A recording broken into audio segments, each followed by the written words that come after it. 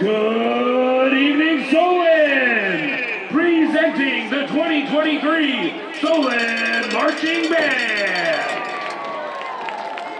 Tonight, the band begins the homecoming festivities with the Solon fight song. Clap and sing along as the band brings their thunderous sound down the field.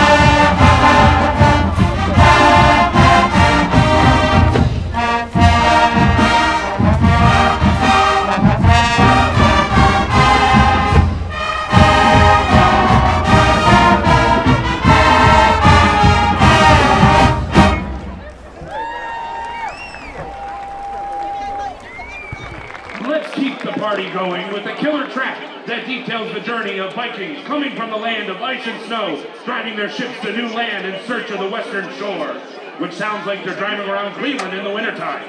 It's time to get out your air guitars and headbang along as the dance team shows off their moves and the band belts out Led Zeppelin's Immigrant Song.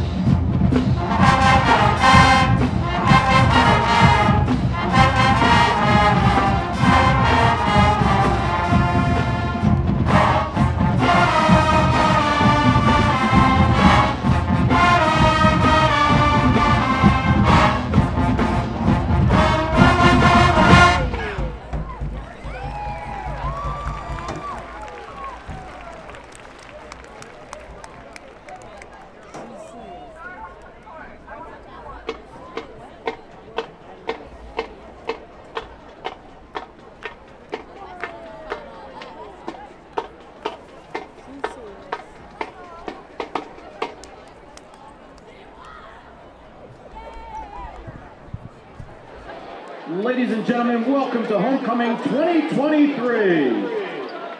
At this time, we'd like to introduce our 2023 Homecoming Court.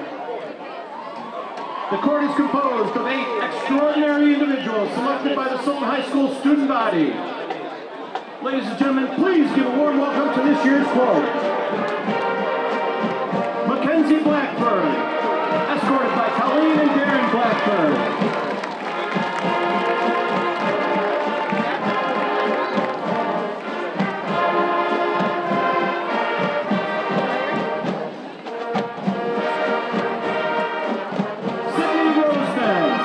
Escorted by Beth and Michael Roseman.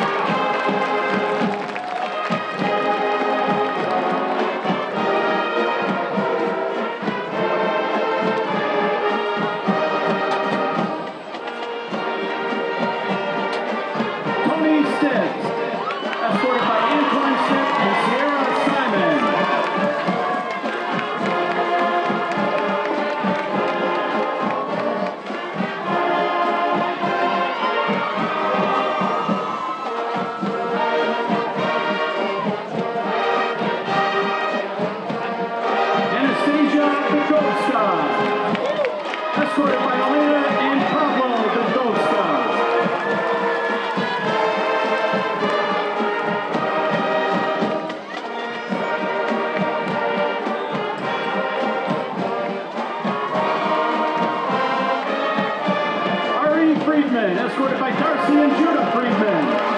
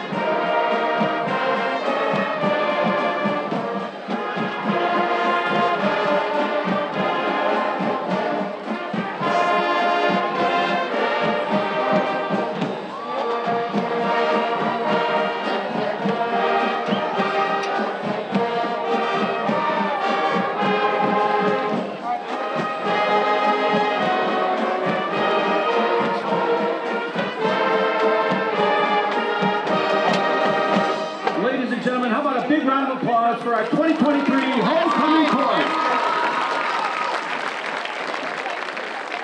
And now, Mr. Malden, could we have a drum roll, please? Ladies and gentlemen, congratulations to our 2023 Solon High School Homecoming Queen, Sydney Rosebud.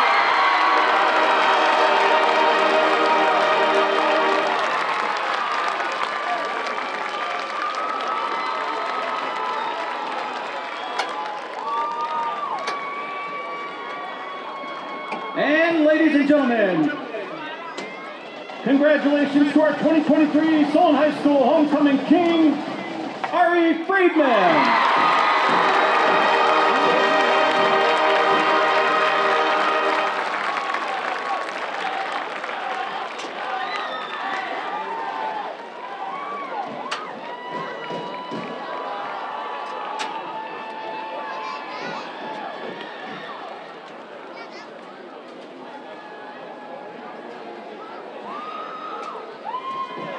Ladies and gentlemen, please join me in congratulating our new 2023 Homecoming Queen and Homecoming King and the entire Homecoming Court. Congratulations to all of you.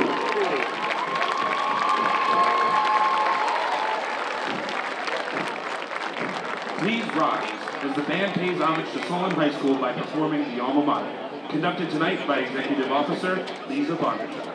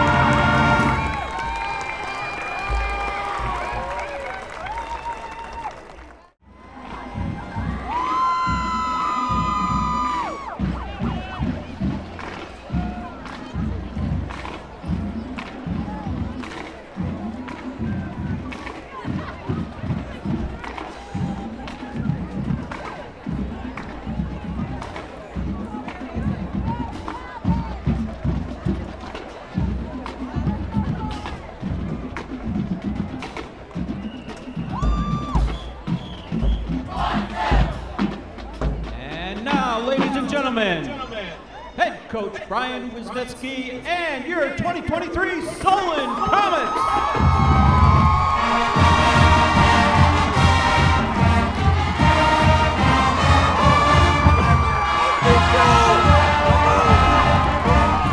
It's week 7 of the Ohio high school football season, homecoming weekend in Solon, and the Cleveland Heights Tigers roll into town at 5-1 to take on your 1-5 Solon Comets here at Solon High School Stewart Field. Happy to be a part of Solon Education Television. My name is Chuck Chokina. SETV, staffed by students, directed by Joe Ferenci. We'll pause for a moment for our national anthem. And conducted by Assistant Director Rob Luce.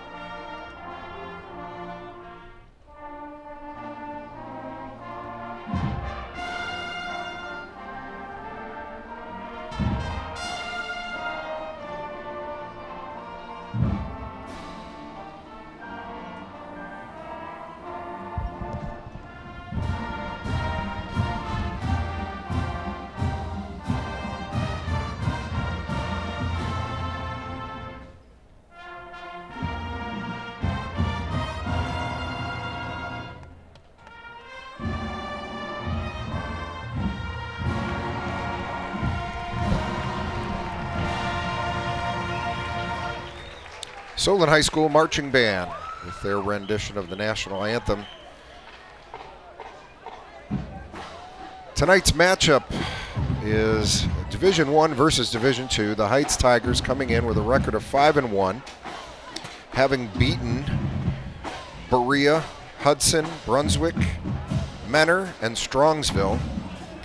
And Solon comes in at 1-5, Division II, having lost to a couple of those common opponents, Strongsville, Menor, and if you look at this game on paper, one would think that Cleveland Heights is going to have their way with the hometown team, the Solon Comets, here this evening. But I think it's going to be tougher than people think. In talking with Coach Wisniewski, head coach for the Comets, he remarked that Heights is a pretty run-heavy team. Now, that being said, they do boast 2 Power 5 prospects, just juniors, a quarterback. Number 1, Marquise Davis, 6 foot, 200 pounds, just a junior. He's number 1 in your program. You'll be seeing a lot of him tonight. As well as number 94, Brandon Caesar, 6'4", 250, just a junior, defensive end. And they're going to try to run the football, and they're going to try to run the football a lot.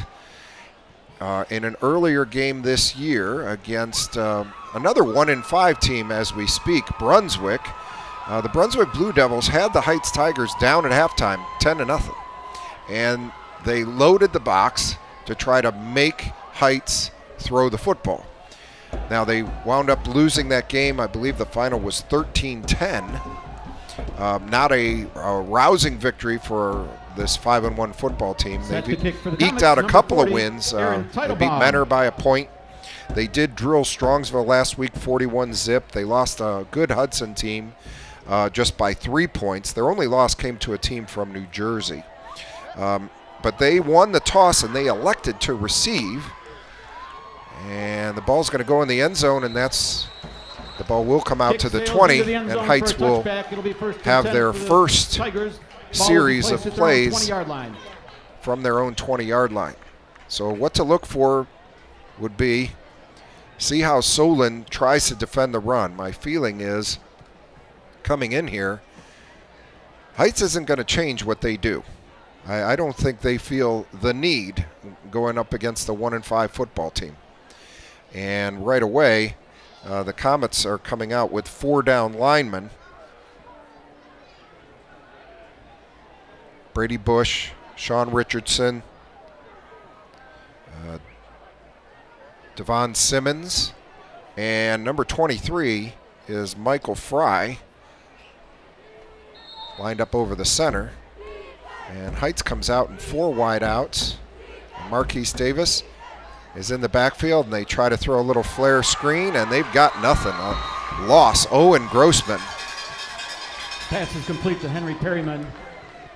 Brought down immediately by Owen Grossman. Grossman saw that play the whole way, and you know, maybe Heights is thinking we've got to show that we can pass and we will pass, but let's understand they want to run the football, and Marquise Davis, number 1, is the guy to keep your eye on. And there he has it. He's running around left end, and he breaks a tackle, and he gets all the way out to the 35-yard line just like that. Marquise Davis. He goes 6'1", 200, and both these kids have Ohio State offers already as juniors. And what do you see there? Not much, just put hats on hats and hand the ball to one and let him do his thing. Amar Lakes is the quarterback, number 4. He's got a 2-by-2 formation. The Comets have 8 guys up in the box. Single high safety. They bring a man in motion, and they're going to get probably a procedure penalty.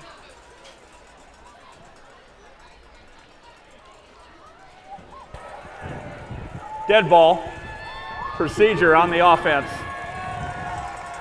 Still first down.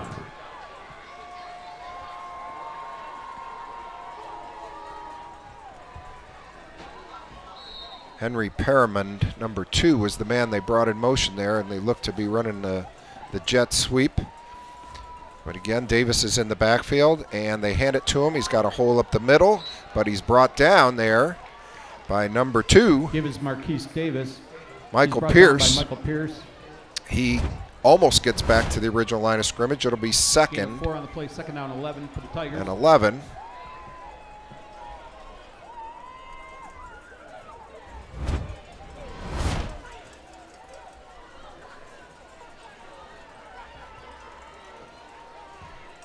Again, a 2-by-2 set for Perriman. Well, that's Perriman with the ball in the jet sweep, looking to bounce. He's got room outside. He's going to outrun a defender, and it looks like he's going to take this one. No, they're going to call him down inside the 1. Give us to Henry Perriman. Mar Lakes handed off to Henry Perriman there, and he dipped inside and proceeded to break it outside. Watch him dip here, and the safety comes up, and that's it. 1-yard line. Lights out. That's speed and athleticism. You make a mistake, and it costs you.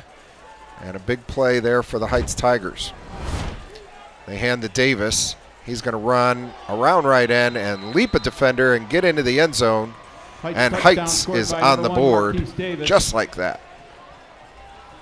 Not the start the Comets wanted. In order for them to be successful here tonight, they're going to have to keep those explosive plays from happening. But you can see there how much of an athlete Davis is.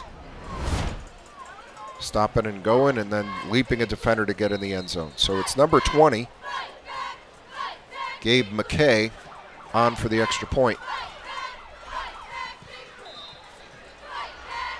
And he boots it through, and right away, Heights is out to a 7-0 lead. 6 remaining in the first quarter of the score. The Cleveland Heights So Tigers 7, in terms of stopping this explosive offense, keeping the score down, and staying in this football game, Comets need to control the ball, and the run game has not been their strength of late.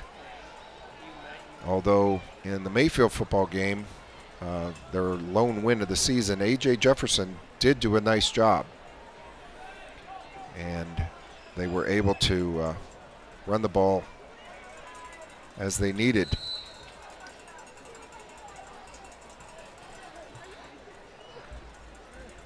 They will send 14 is Max Thompson and 4 is Braden Springer deep.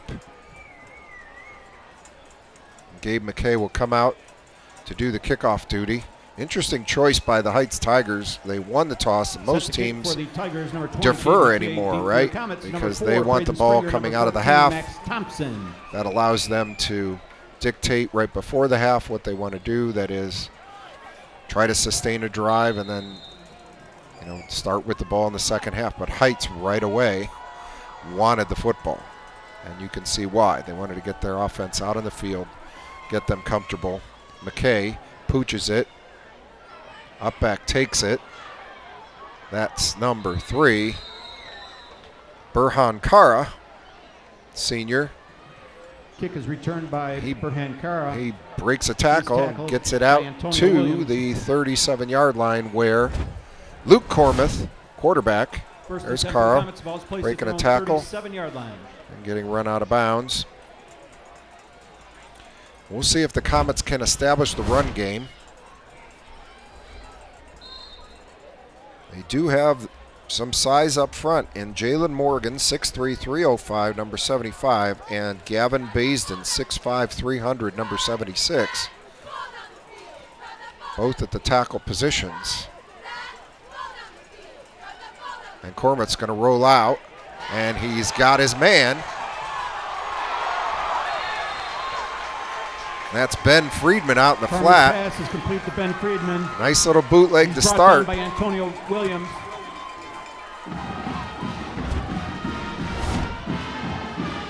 Gain 23 on the play. Nobody covers Friedman, and Cormuth just has to flip the ball out to him.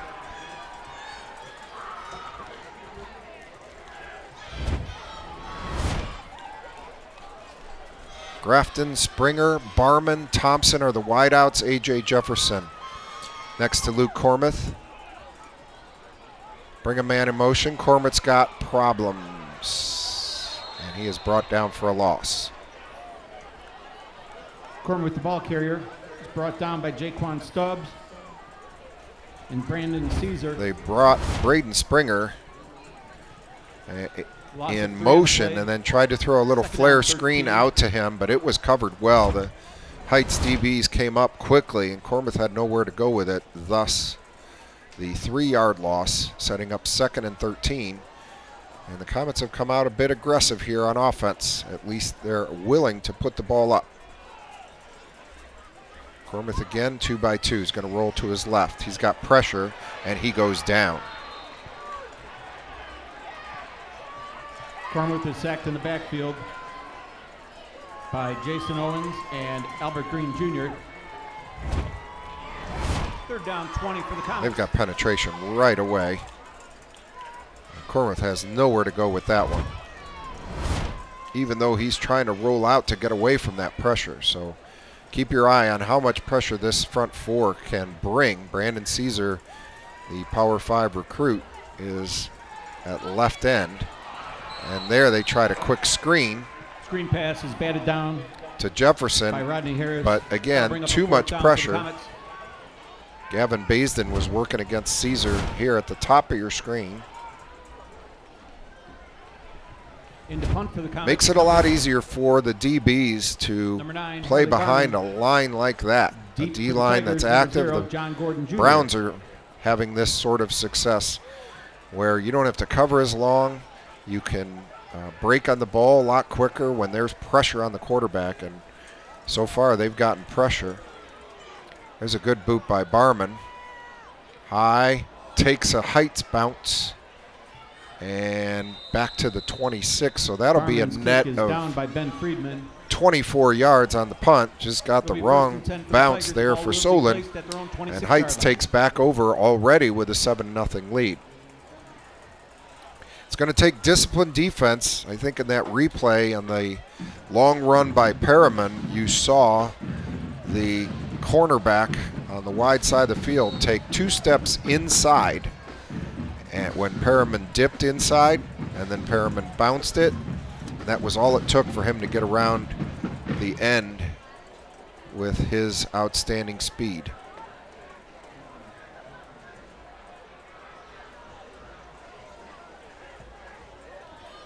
Under center this time is Lakes, and they run a trap play up the middle. And they blew the play dead before the fumble. Keontae Turner was the up back, a senior, number 3. Keontae Turner, the ball carrier. Right there. Tackled by Michael Pierce. It's a bit of the old veer play. They didn't block one of the D tackles and just handed it inside. Again, under center. They go with motion. A jet sweep, and the Comets are catching. Not tackling well early in the game. Number 0 is John Gordon Jr., just 5'8", but he gets a first down here on the jet sweep. Missed tackle. Missed tackle. Gordon, the ball carrier. They're going to have to wrap up if they're going to keep this Heights offense in check. Again, under center. And again, they're trying the something a little different here. They're trying what looks to be the Navy offense, if you're familiar in college football. It's play action. Amari Lakes keeps the ball. He's brought down by sometimes you'll leave a defensive tackle unblocked and read him. If he steps outside, you hand off. If he takes the back, you fake. Here they go back to their conventional shotgun. And Lakes keeps it around right end, and even though he had very little, he gets 5 yards, and that sets Heights up in 3rd and 5. Amari Lakes keeper, brought down by Ben Friedman. They faked to Davis that time.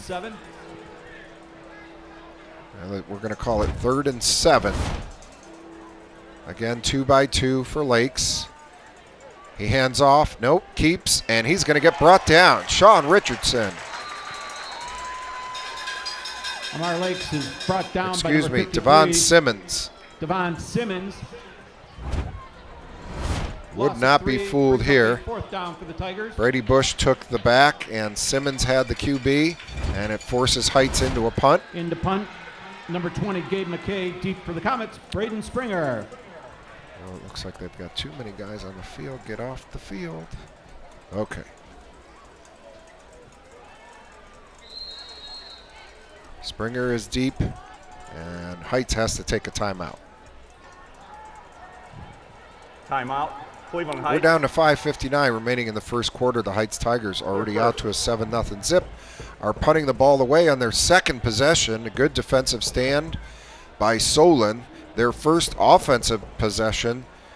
Ladies and They gentlemen, did get a first down, but not much more than that. Lots of penetration by the Heights Tigers. Our boys high school and co-ed middle school cross-country team will be traveling to Cuyahoga Valley National Park to run in the Woodridge Cross Country Invitational starting at 9 a.m.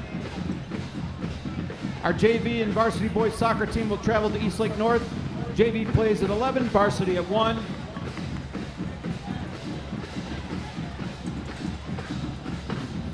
And it looks like Solon might go after this punt.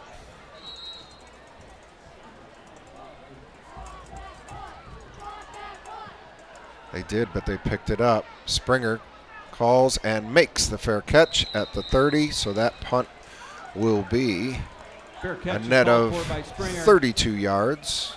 It'll be 1st and 10 for the Comets. Ball's placed at their own 30-yard line. See if the Comets can make any adjustments here going forward.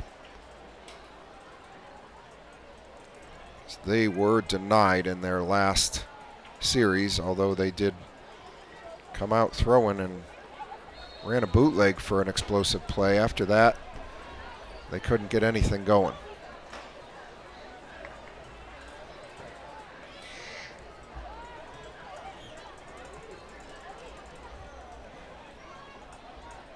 So 2 backs in the backfield with Cormuth now.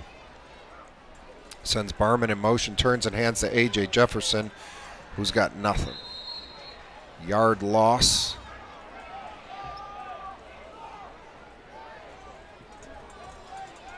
Give us to A.J. Jefferson. It's brought down by Mackay Early Webb. sledding for Solon looks to be uphill. One on the play, 2nd down, 11. And they get Heights to jump. That's going to be offsides with the hard count. And Solon will be in a much more manageable down and distance second. And it'll be 6. Dead ball. Encroachment on the defense. 5 yards, still 2nd down. And this defensive line is looking to get off the football, that's for sure. They've been real active already. Barman comes in motion, hands to Jefferson. Jefferson is brought down, a textbook tackle there. Give us to A.J. Jefferson. It's brought down by Mackay Webb. By Mackay Webb. Put his face mask on the football. Make it 3, 3rd down, 3 for the Comets. The only thing you could criticize there is maybe he dropped his head a little bit, but good tackle lifting up on A.J. Jefferson, tackling him low. 2-by-1 set, 2 backs in the backfield. They take a look at what Heights is showing. A single high safety, and they like to play man for man and challenge you on the outside.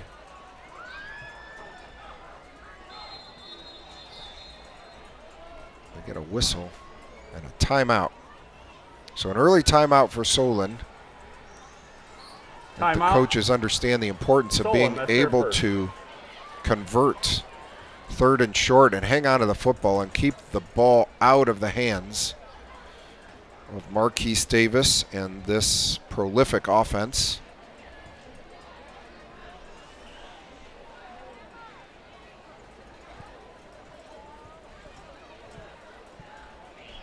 A very special thank you to the fire department EMS crew for coming to the game tonight and being on call in case of an emergency.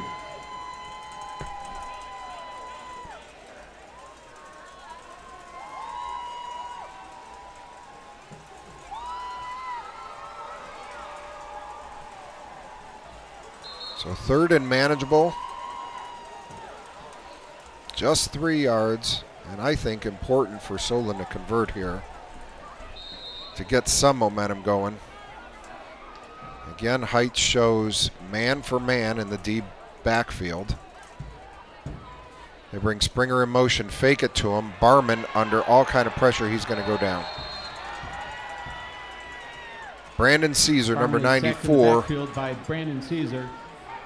He's one of those prospects that we talked about at the outset. Up a 4th down for the Comets. Like he was unblocked. In the punt for the Comets. They tried to run somebody deep, but they didn't have any time to get him the football. Deep for the Tigers, number 0, John Gordon Jr. So Harley Barman is on again. He boots the ball really high. Let's see if we can get one to turn over. This one's end over end. It's taken there at the 38-yard line. 5. Kick is returned by John Gordon Jr. 37-yard punt there for Barman. 2-yard return. He's hit by Owen Grossman. Ian Goldfeder also in on the tackle. Gutsy play by the return man there. He had all kind of traffic in front of him and did not signal for a fair catch. For the Tigers, the ball's placed at their own 40-yard line.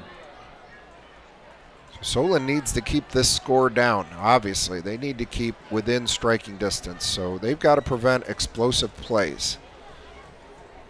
Let's see how they attempt to do that here again.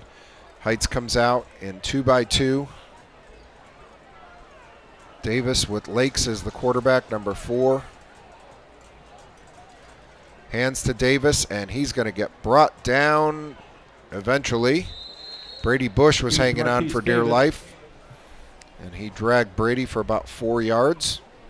Brought down by Brady Bush. Just Just a simple handoff there.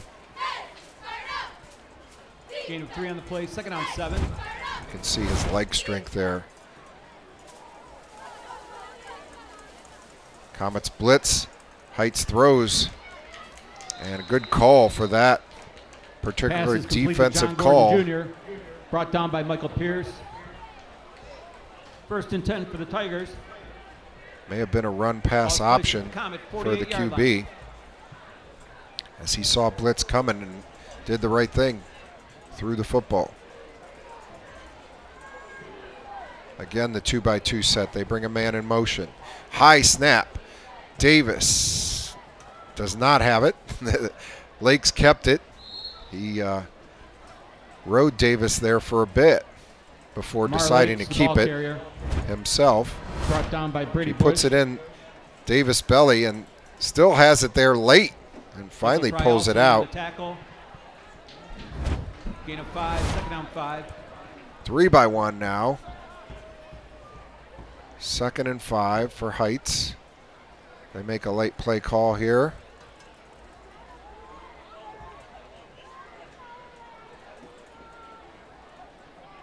Lakes keeps. He's got room around left end. He's going to get brought down by Harley Barman, but not until he picks up, brought down by Harley Barman, and call it 16 yards. 1st and 10 for the Tigers. The ball's placed at the Comet, 29. Hard not to key on number 1, but then when Lakes pulls it out, he's got some speed. There's one with the football. Davis up the middle. Brady Bush. We'll call it 5. They're getting chunk plays now, though, with this read game inside zone. Lakes keeps, makes a man miss, spins, brought down, but I think he's got the first. He's inside the 19. Brought down by Josh Grafton. That's all he needed to get to. And again, another first down for the Tigers. 1st and 10 for the Tigers at the Comet 19-yard line. So they've got more than a few runners on this Heights Tiger football team. There's a handoff to Davis around right end. Stiff arms a man, stays on his feet, still on his feet.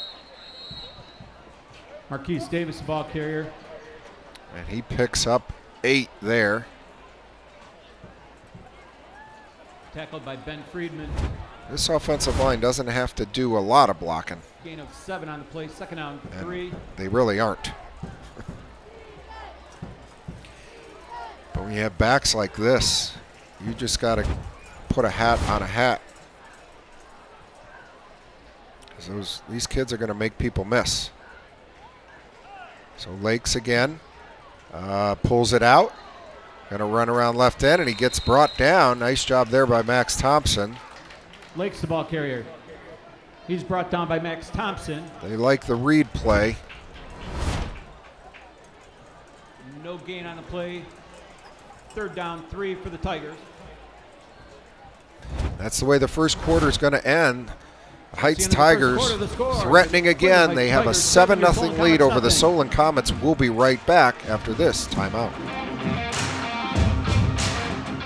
Errant snap there by the Tigers as they went into a run-heavy formation and snapped the ball over the quarterback's head, and they take a big loss, and looks like they outsmarted themselves there a little bit, because now they're back in 4th down and 15 on the Solon 25. Let's see what they dial up here. They've got their quarterback under center. They turn the hand, and they are not going to get anywhere. Nice play there. I think that's Brady Bush at the bottom of that pile. And that'll get the Heights Tigers off the field, and that's a big stop.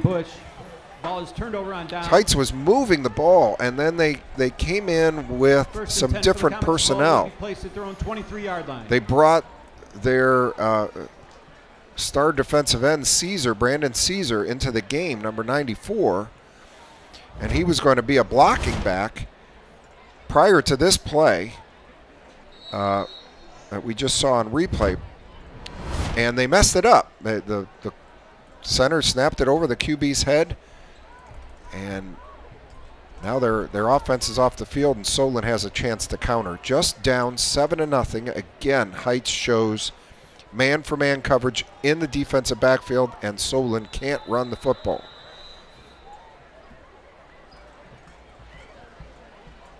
A.J. Jefferson, the ball carrier.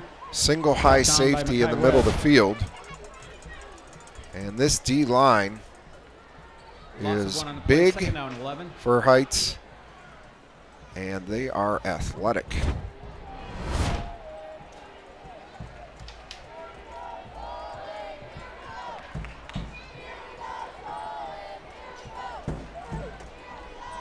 '56, Jaquan Stubbs is 6'5", 250. 69, Jason Owens, 6'1", 315. So they try to pitch and get wide. That's Makai Ali. He gets back to the line of scrimmage. Kyle Lee, the ball carrier. Brought down 53 for Heights is Rodney Harris, 6'2", 200. And then, of course, 94 is their top prospect, Brandon Caesar, 6'4", 250. They've got 4 big kids up front, and that just allows those kids behind them, which includes number 44, Makai Webb, 5'11", 215. He's the middle linebacker, to clean up. Cormuth is going to run. He's got some room, and I think he may have the first down. He does. Luke Cormuth, the ball carrier. Tackled after a gain of 14. It'll be 1st and 10 for the Comets. Caught him in a blitz. So they blitz number 5, Albert Green Jr. from the right side. And Cormuth saw it immediately and was able to get around the other end, away from the blitzer, and pick up the first down. So clock continues to run. We're down to 9:23, and Solon is looking to find itself on offense and stack together some first downs. They come out with a 2-by-1, 2 backs in the backfield, and they try handing it off, and that's not going to work. Nobody blocked. Number 5, Albert Green Jr. And playing man-for-man on the outside allows everybody else to play run. And they don't even have to worry about the pass. That's kind of what's happening here. A real athletic and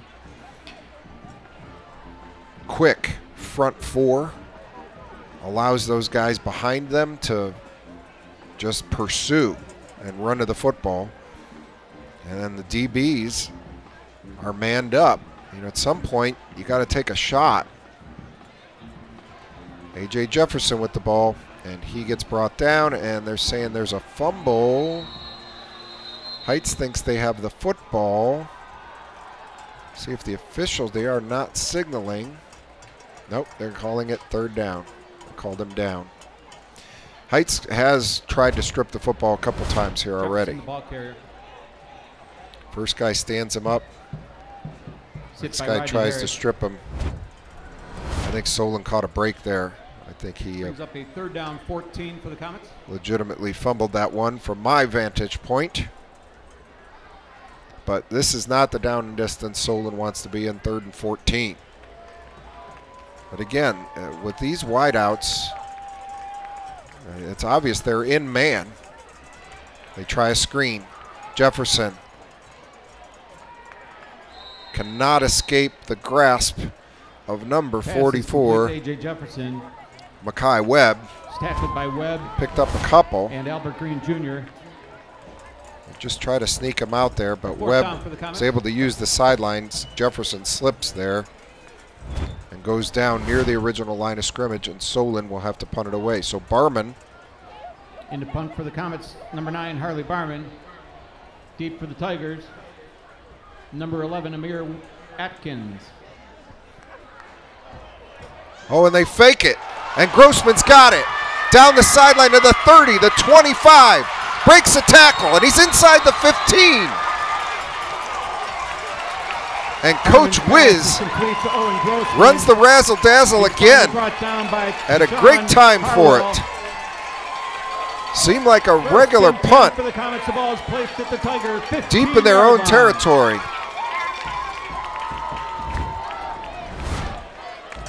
And Max Thompson's got Grossman out here by himself. Somehow they hid Grossman. And the Comets come to the line of scrimmage, threatening inside the 15-yard line. Cormuth with two backs in the backfield. They're going to get, hopefully that's a timeout. Yep. Timeout Solon. They were about to get a delay penalty, and they can afford none of those. That's a huge boost for the football team to convert that way when they have been getting nothing on offense. Well, the question now becomes, what can you do with it when you're at the 15-yard line?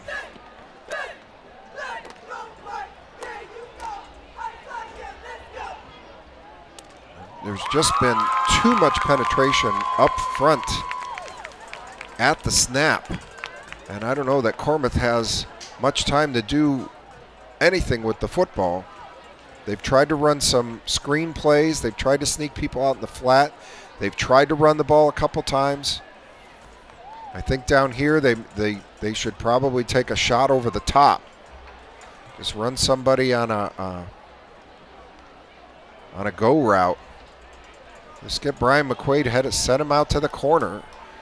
One-on-one. I mean, you want to win football games, you got to win one-on-one matchups. Cormuth fakes, rolls, got room, gonna run it. 10, slides down inside the 10, down to the 6. Good choice there by Luke Cormuth. He's brought down by Sean Harwell. That play has been successful a couple times. Watch them catch 94 Caesar.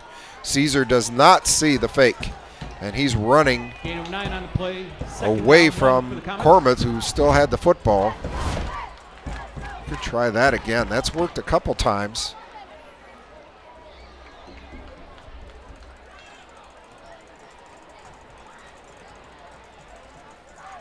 This looks like an elaborate call. They're already under 10 seconds. They've got to hurry to get this off. They cannot afford to delay a game. 3, 2, 1, snap it. Snap was late. They lose 5 yards. That's Dead unfortunate. Ball. Procedure on the offense. Main second down.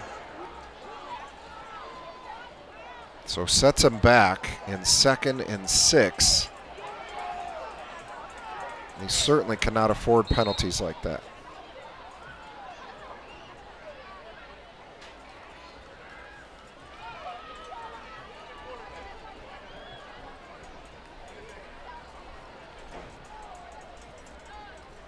A.J. Jefferson is in the backfield. 15's Ben Friedman, I believe, as the up back. Cormuth to throw. There it is. They're going to take the shot into the corner. And is that Thompson? Couldn't come down with it. 14, yep. The ball got to his body. Complete, intended for Max Thompson. This is a good throw. He had a chance to bring that in. 3rd down 6 for the Comets.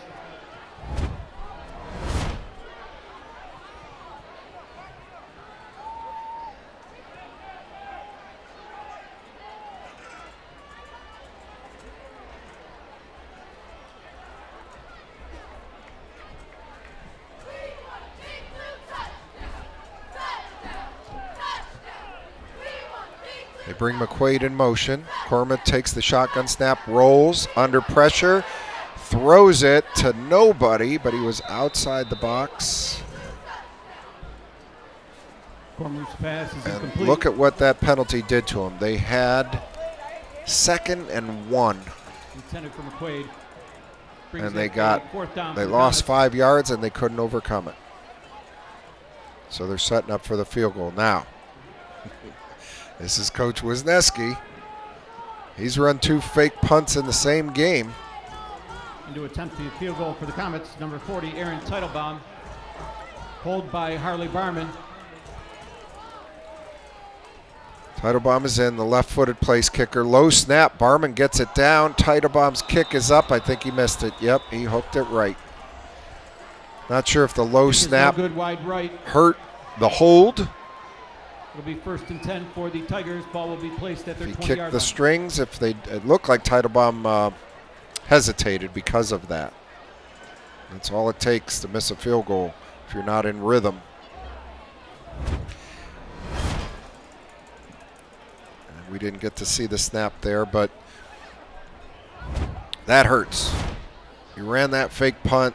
You get the big play.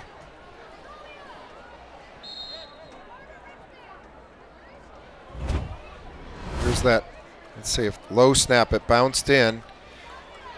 Good job by Barman to get the hold down. Here's Lakes on the keeper. They ran option. Lakes the ball carrier. Devon Simmons he picks on the up tackle. 6 yards, and Heights is right back to getting chunk plays. Gain of 7 on the play, 2nd down 3. Comets have to be conscious of number 1. Here they go again with the double slot, and they run a counter. Davis comes back, and he's looking to break it, and he just may.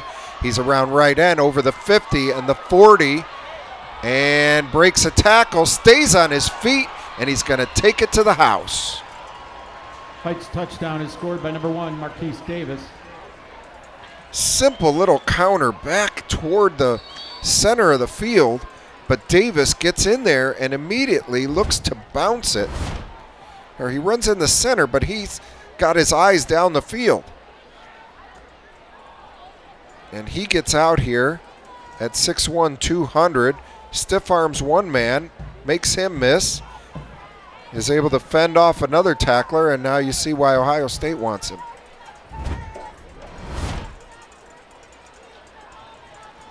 Just a junior. And a big momentum swing in the favor of the Heights Tigers. Solon could not convert, had 2nd and 1. The kick by McKay is good. Kick by Gabe McKay is good. With 4:53 Solon was down to the 5-yard line after a run by Luke Cormuth, and got a 5-yard procedure penalty because they couldn't get the play off. They still had a single timeout, which they could have used with that play clock running down, but they tried to hold on to it, and it set them back, and they could do nothing after that against this very good Heights Tiger defense.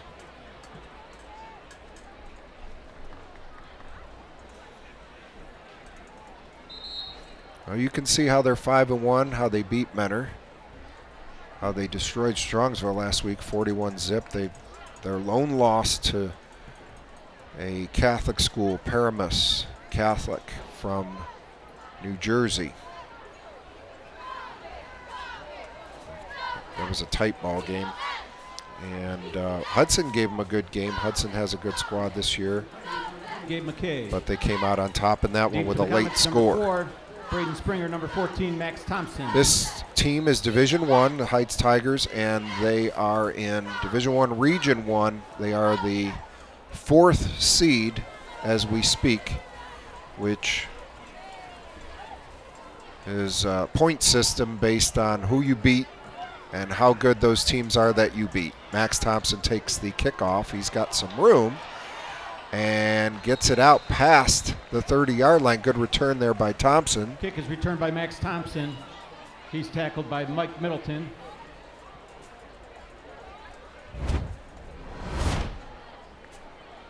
Again, the look at Thompson with a hole there. 1st and 10 for the Comets. The ball is placed at their own 32.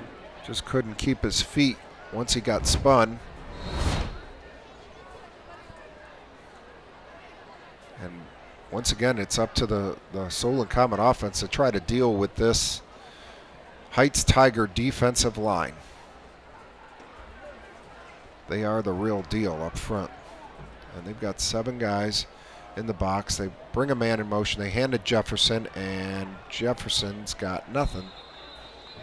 A.J. Jefferson, the ball carrier. They just can't move him off the football. John Gordon Jr. also in on the tackle.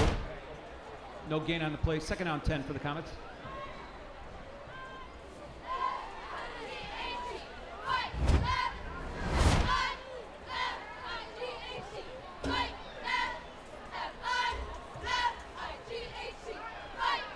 When you're the play caller and you're looking at a defense like this, your menu gets pretty limited in a hurry. Cormuth now throws a screen, and Jefferson gets brought down immediately. Amir Atkins, number 11, read that play. A.J. Jefferson. Because look at all the white shirts and hats that bought the rollout. Third down 11. That's actually 0. John Gordon, he's been playing safety. The safety came up and made that play because all 7 of those run stoppers rolled with the quarterback, and they tried to do a throwback, and it had possibilities, except Gordon was there.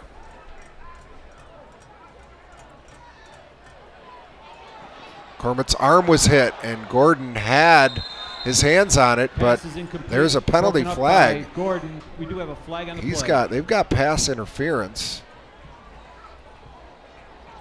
But I wonder, see, the arm was hit. I think the ball was deflected. Pass interference. Defense. 15 yards from previous spot. That'll be a first down.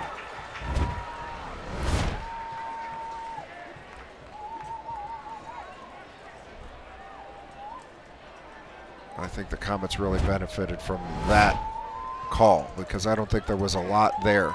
Ball underthrown, and it didn't look like he pushed him until after, but they certainly aren't going to refuse that penalty because it sets them up in 1st and 10. We're down to 3:22 remaining in the half. Solon's going to get the ball to start the second half. If they can put something together here, they can get themselves back in this. A.J. Jefferson, nothing doing. Just too many white hats. A.J. Jefferson. He's hit by Makai Webb. Standing there, not being moved. Second down and 11. Right there. You get the 4 D linemen blocked up a bit, and then you've got 3 linebackers who are standing back there. The offensive line for Solon is having trouble getting to the second level, and it's leaving linebackers the ability to run free unblocked and make tackles.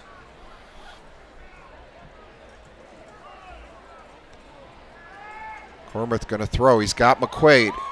Bobbled it but held on. He'll have about 7 yards, and it'll set Solon up at 3rd and 5. Good throw there. Zion Van Leer. Again, Cormuth with pressure. No, I stand corrected. He had a pretty clean pocket that time. Gain of 6 on the play. 3rd down 5 for the Comets. 2 by 1. Heights is not changing what they do. They're playing man. They're challenging Solon. Cormuth fakes. Pressure. Going to get brought down. And Heights is going to take a timeout. By number 94, Brandon Caesar. Timeout. They try a little fake pitch. Cleveland Heights. But they just blew up the play. There's just too many white shirts. A.J. Jefferson was not open. He saw that he wasn't, and he didn't even turn to look back at the quarterback. Looked like they were going to try to run a little fake pitch one way and a little flare pass the other way. But when you've got all this penetration up front, not a lot you can do. If you have not become a member of the Athletic Booster Club, we encourage you to do so. Membership forms are available in the athletic office and online. The Athletic Boosters have opened a spirit and sportswear store that features the Solon logo on golf shirts, sweatshirts, pullovers, and many other items. Store is open every Friday during lunch periods, Saturdays from 9 to noon, and for every home football game near the home entrance. 4th and 7. Comets to punt. In the kick for the Comets, number 9, Harley Barman. Amir Atkins deep for the Tigers. Good snap. Barman gets it off. It's a high end over end. Takes a Solon bounce. Inside the 20. Down to the 14. Kick is down by Brian McQuaid. It'll be first. That'll be a 40-yard punt net 14-yard line for Barman with the friendly bounce. That's where Heights takes over. 1:43. They're clinging. Well, I wouldn't say clinging. They are boasting. 14-0 lead over the Comets. The Comets have had their chances, but just have not been able to capitalize. Got it down to the 5. Got a penalty. Had a chance at a field goal. Missed it. Good news is Solon will have the football coming out of the half, but they certainly cannot afford another score here. Marquise Davis in the backfield with the quarterback Amar Lakes. Lakes hands to Davis. He's going to try left end. He's got room. He gets outside, stepped out of bounds. First, he's tough to get hands on. Second, once you do, it's hard to bring down. He just glides as he runs. He's probably disappointed he stepped out of bounds there, but that stops the clock effectively for the Heights Tigers. 3-1. Davis in the backfield. They give it to him around left end. He's got some room. He gets brought down after getting forced out of bounds by Michael Pierce. Marquise Davis, the ball carrier. It's going to stop the clock. We're down to 1:31. Gain of 7 on the play. Second down, 3.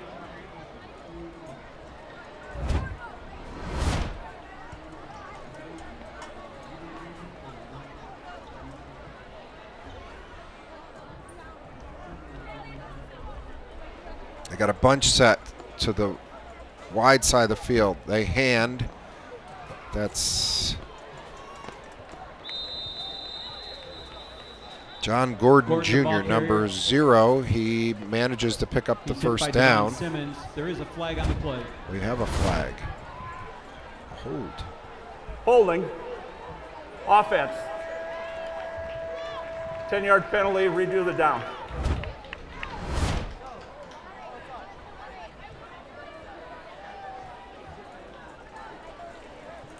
Sets the Tigers back in 2nd and 13. Clock is stopped with 1:25 remaining in the second quarter. The 3-by-1 set. They run a lead option, and number 4, Amar Lakes is brought down in the backfield. Sacked in the backfield by number 53, Devon Simmons. Devon Simmons was there.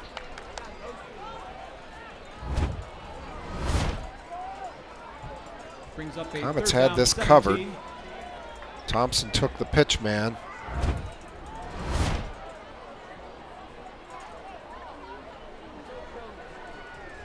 They hand to Davis, left end. Pierce brings him down. And it'll be 4th down. The Comets, I believe, are going to take a timeout. Yes, they are. And they're going to force Heights to punt the football away. Timeout. Solon. Which they will do. Final of the half.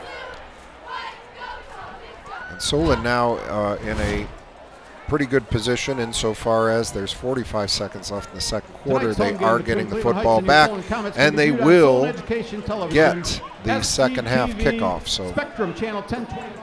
see if they can do something with it here.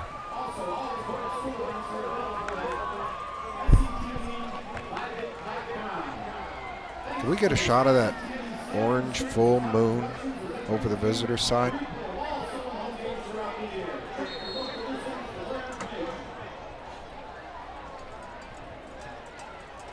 There it is.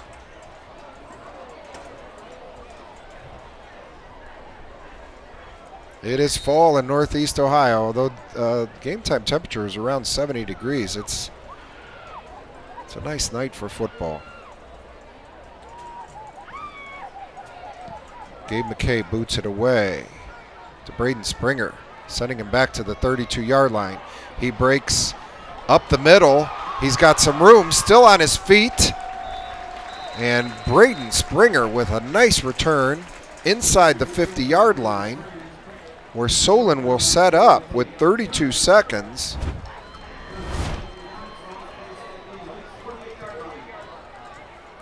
Springer making people miss. Watch, he's still on his feet there. But now this defense comes out. This defensive line is real good.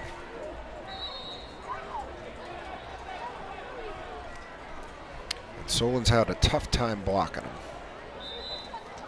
Cormith doesn't get much time to throw the football. So hard to run any play action. That D-line's going to be back there soon. So 3-by-1, Heights goes into 2 safeties. They're going to try a reverse. And they've got some room. Braden Springer. He got out of bounds. So the clock stops.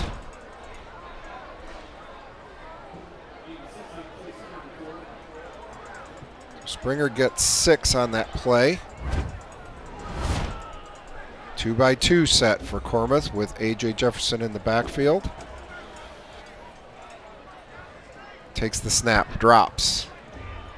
He's going to run it. He's got room. He's to the 30, the 25. He slides inside the 25 down to the 22-yard line. Clock stops while the chains are set. They want him to spike it. We're down to 18 seconds. They set the football.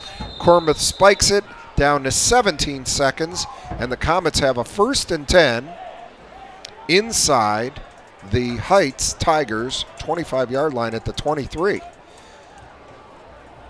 Cormith with all kinds of room. You know, that's the thing about man for man. When you play man for man defense and you're running with receivers, you don't have your eyes on the quarterback. If he can break that first line of defense, he had something there. Here he goes again. This time they spy him, and Caesar comes by and cleans him up, Brandon Caesar. They want him to get back to the line of scrimmage. They're going to try to spike it.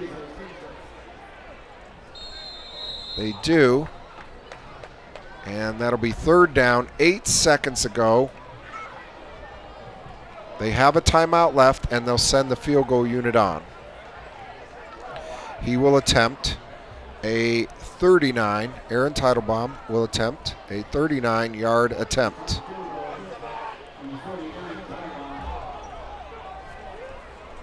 I think he needs to be, well, he's okay. 22 to the 29, 7 yards deep. They might fake this.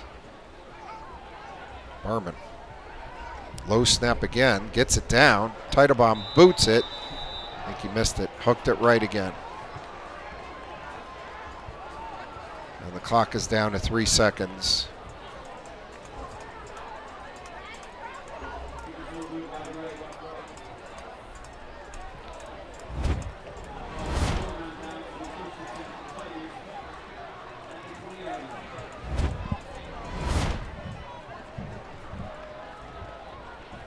Heights will probably just kneel on this one, let the first half run out, go into the locker room, down, or excuse me, Heights will carry a 14-0 lead into the locker room. And they do kneel on it.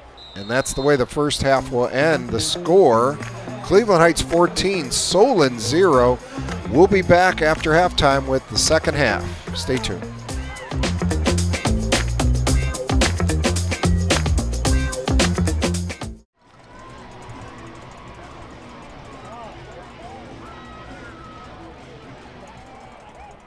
Good evening, Solon! You wanted the best, and now you've got the best. Presenting the 290-member strong 2023 Solon Marching Band. Led onto the field tonight by Executive Officers Tony Stiff, Joey Riddler, and Jacob Lader.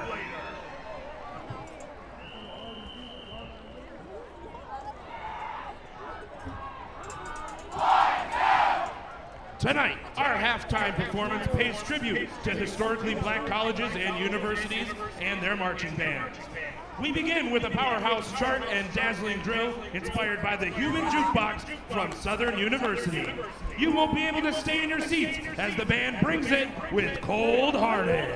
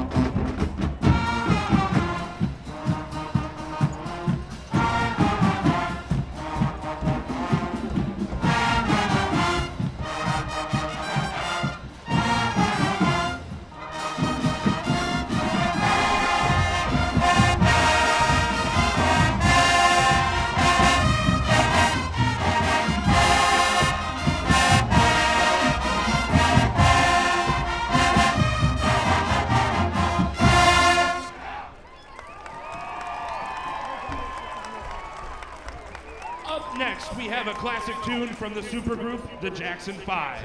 Jackie, Tito, Jermaine, Marlon, and Michael took America by storm in 1969 with this chart topper that would become the first of many #1 hits. With inspiration drawn from the performance by the fictitious and prestigious Atlanta A&T University from the iconic 2002 film Drumline, you'll know you want to sing and dance along as the dance team grooves to I Want You Back.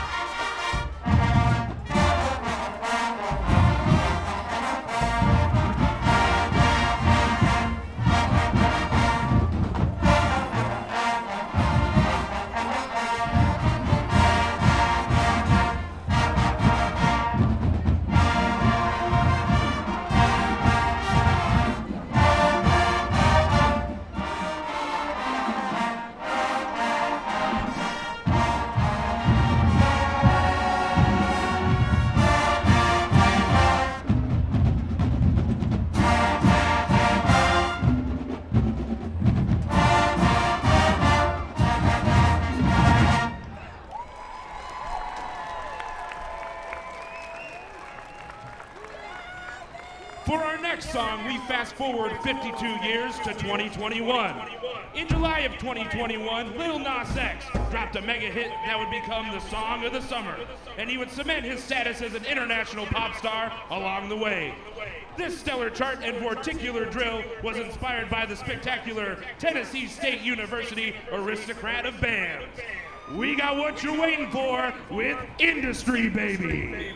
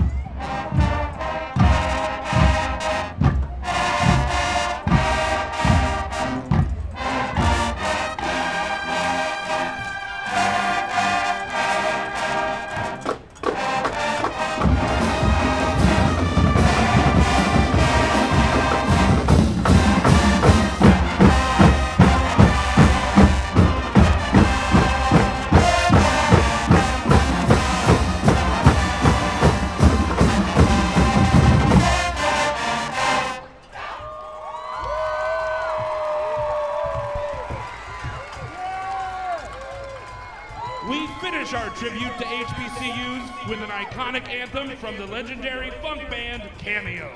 Inspired by Mr. Malden's alma mater, Howard University, and their Showtime Marching Band, get ready as the band brings down the house with Talking Out the Side of Your Neck.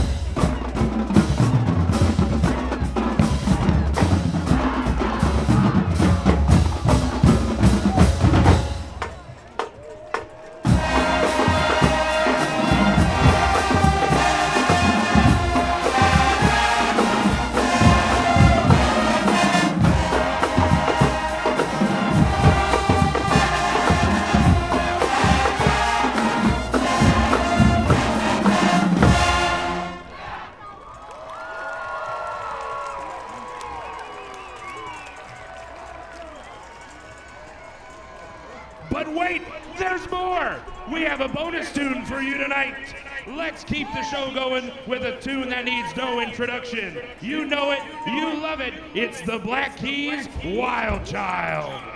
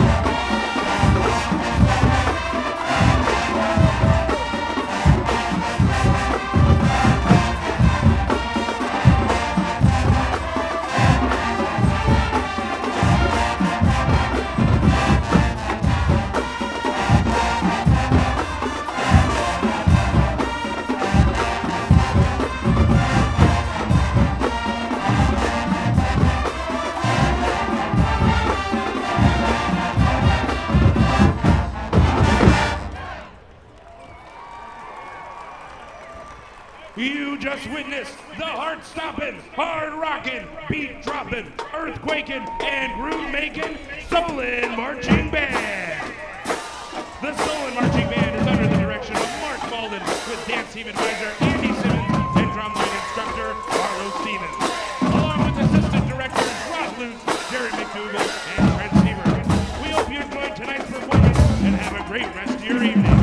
Let's go, y'all!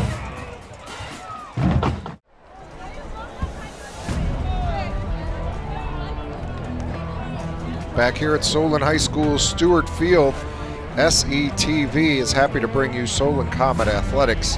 At halftime, the Cleveland Heights Tigers leading your Solon Comets 14-0. My name is Chuck Chokina. Happy to be with you, bringing you this action.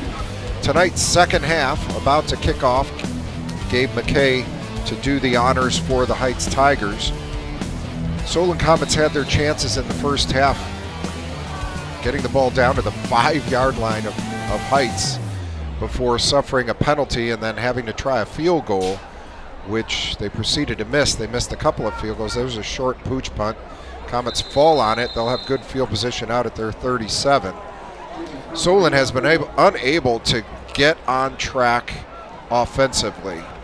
It was a fake punt from inside their own territory, a pass from Max Thompson to Owen Grossman down the left sideline, which got them all the way to the 15-yard line before a Luke Cormuth run set the Comets up at the 5, and on 2nd and 1, Comets suffered a illegal procedure penalty setting them back. They couldn't get anything going, attempted a field goal, a low snap did not help matters. Aaron Teitelbaum's kick sailed wide. They had another attempt right before the half to kick another field goal, and again, low snap. Here's a handoff to A.J. Jefferson. That's more room than he had the whole first half. To be honest, he picked up 3 there.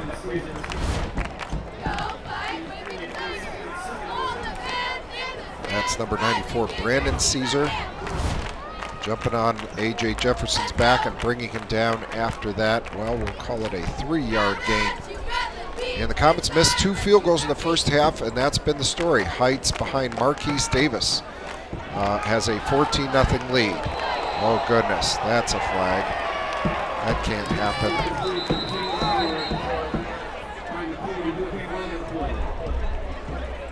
And the single high safety here, taking a shot at a defenseless receiver. This is a personal foul. He left his feet. I wonder if they're not going to eject him.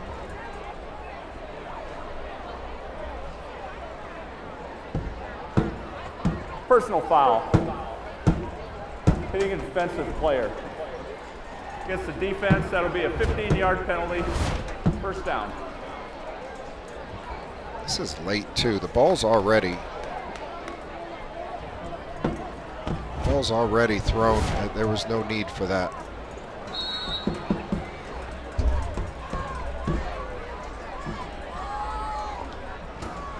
So Comets get into Heights territory after the penalty. Come out with two backs. 2-by-1 set of receivers. Cormith in the shotgun. Turns and hands to A.J. Jefferson, and they just can't move Heights off the football. Back at Stewart Field, it's the third quarter, 11 minutes, 13 seconds remaining. Jaquan Stubbs able to get off under his own pressure for the Heights Tigers, that being the good news for Jaquan. We will resume play here. The Comets have second down and 11, just over midfield. Luke Cormith taking a look at the sideline for the late play call. He's got a 2-by-2 set. A.J. Jefferson in the backfield with him, takes the shotgun snap, drops straight back. Flips it out to Jefferson. We got a flag in the backfield in the area of holding. Played in amount to much.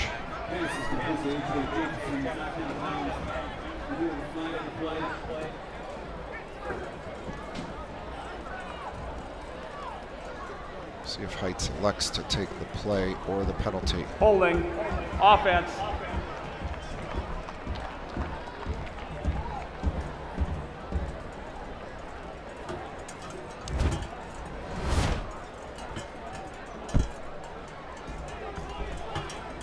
Still waiting to see if they will take the penalty. They're declining it. So it'll set. Holding. Offense. The penalty is declined. Brings up third down. 3rd and 11. Might actually be 2-down territory for Solon here. Being down 2 scores, having a little bit of field position and trying to solve this Tiger defense and get something going offensively. Shotgun snap. They tried a hard count. Nobody jumped.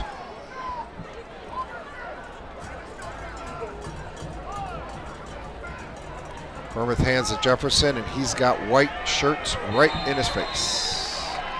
Just can't get him blocked up. Maybe if they've gotten positive yardage there, he could have done something. But Coach Wisniewski sends on his punt team. Don't put it past them to run another fake of some kind. It wouldn't have to be the same kind.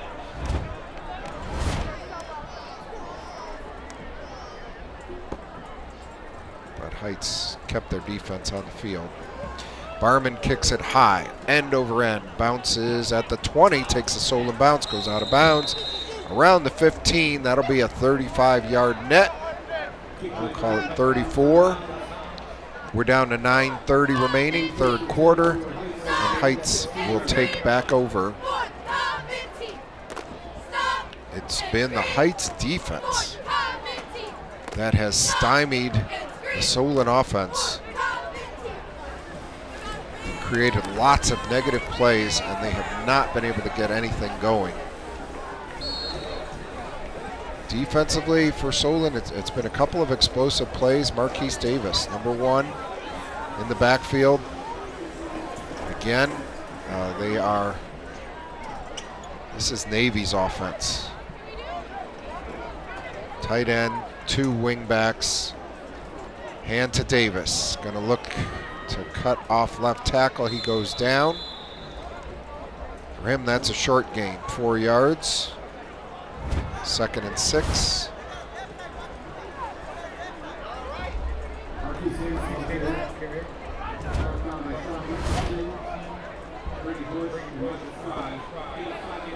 Again, wing back, a slot back. They direct snap to Davis. Makes a man miss, but gets brought down. Braden Springer able to get to his legs. No gain. It's good team defense. Josh Grafton makes him work. And there, Braden Springer comes up, puts a hat on him. Got to hit him low. You're going to get him down.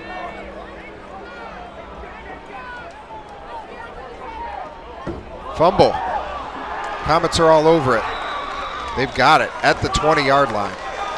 Heights tries to run a pitch sweep, and the back, the receiver, did not have a good basket for the football. He just kind of grabbed for it with his hands.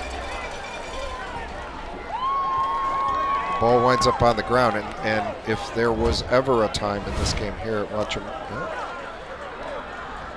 I stand corrected. Maybe the quarterback just didn't put the football in there. Either way, it was a botched handoff. And the ball goes over the Comets. Be that as it may, they have not been able to solve this Heights Tiger defense. Maybe you take a shot right here. You got 10 McQuaid, top of the screen, with a lot of blue end zone. Cormuth throws across the middle, and McQuaid's got it. They protected him long enough to get Brian McQuaid all the way across the formation. They ran Grafton and Makai Ali deep and brought McQuaid under it on the dig route, and he picks up, we'll call it 7. Good first down play. But again, that receiver at the top of the screen, this time it was McQuaid. Well, they're manned up, and the safety's in the middle of the field. There's nobody over the top to help. They want to try that fade route again. Barman now at the quarterback spot, had the ball deflected. They tried to hit McQuaid on a quick slant over the middle. They flanked Cormuth out and had Barman, the backup quarterback, try to make this throw.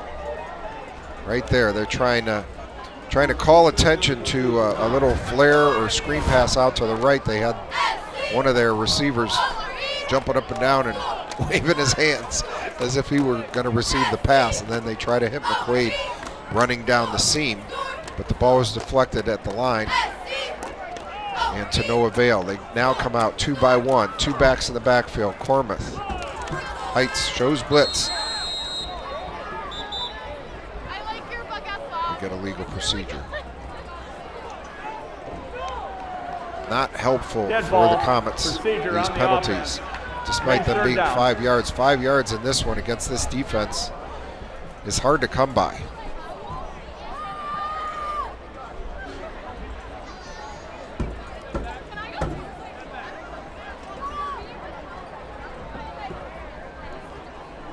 Josh Grafton is flanked out top of the screen with Brian McQuaid. They got Barman and Thompson at the bottom of the screen.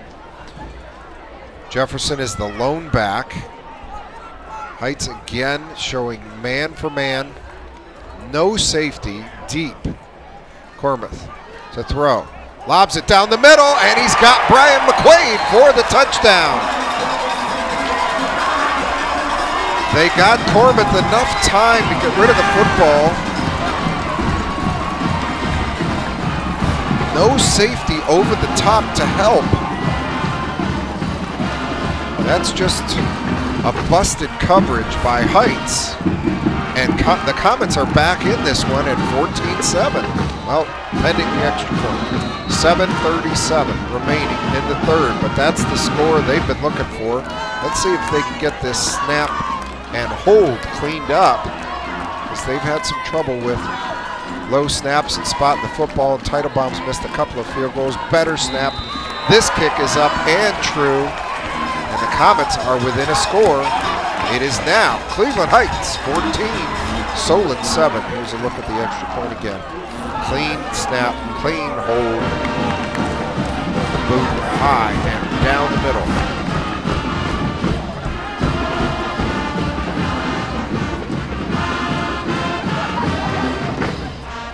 If Solon can continue to get that kind of time to throw the football, you've got to believe they can get people open.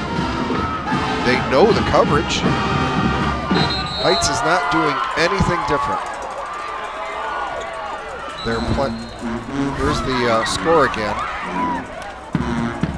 The safety just was nowhere to be found. There's no help in the middle of the field.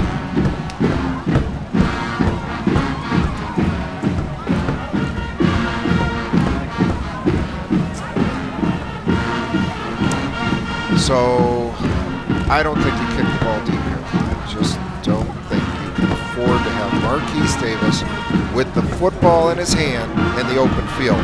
Amir Atkins is back there with him. Nope, that's number 0, John Gordon Jr. So Marquise Davis is number 1. I don't think you can kick the ball deep to him. Title bomb, squibs it. Davis has it. He's got it out over the 25, 30. He's looking to break it outside. Oh, that's going to be a late hit.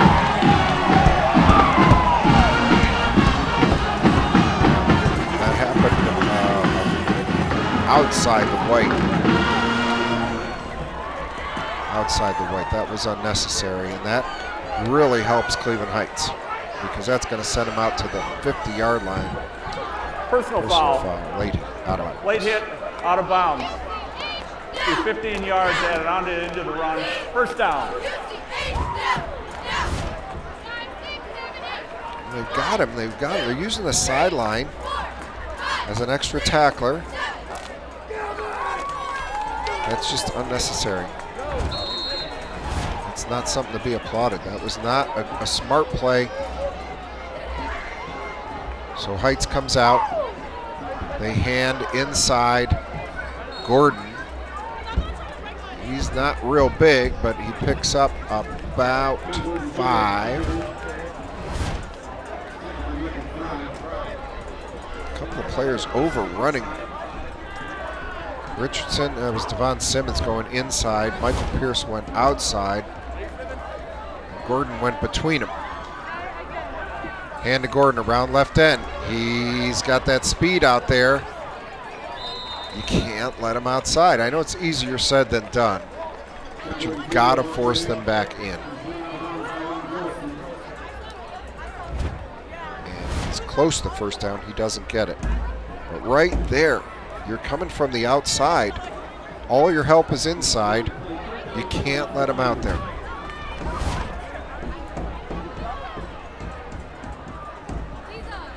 Third and short. They hand inside to Davis. He manages to get the first. He doesn't go down. Does not go down.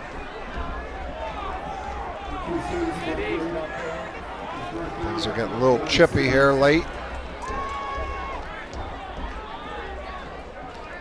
But Davis had plenty for the first down, so it sets Heights up 1st and 10 at the Solon 38. Solon needs a stop.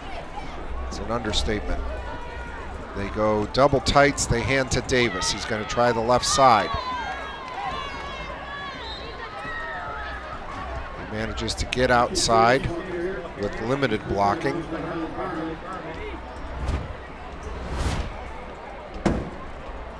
So even when you have contain, he can break it. So getting lots of hats to the football, people staying in their lanes, in their gaps, is the order of the day. They hand inside. I think that's Gordon. He gets forward. For a couple, it'll be 3rd and 5, and I have to believe Heights is in 4-down territory. They're trying to go quick.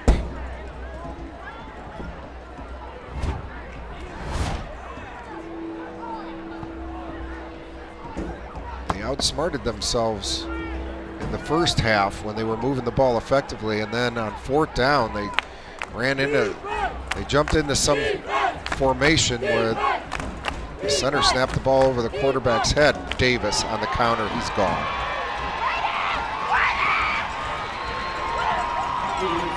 They lost track of where he was. They put him out on the right wing. This is just old style football play. Fake the dive, and the other back comes around. Simple counter. But when you're giving it to number one, here's what can happen. Glides in, almost untouched. And that one takes some of the momentum away from the Comets.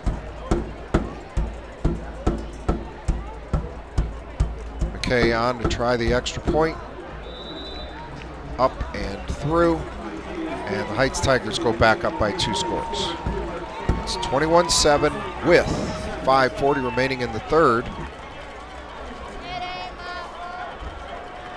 So far in this half, Solon has shown that they can throw the football a little bit. Certainly makes it a lot easier when you know the coverage. And there's no mistaking that. Heights is playing man. And they have a single safety that sometimes comes up to support the run.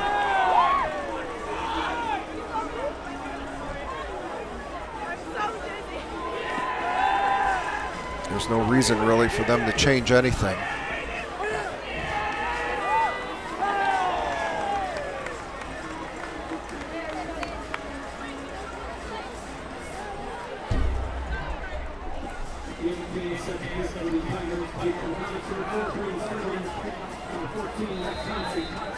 Springer and Thompson are deep. They have not kicked the ball to them.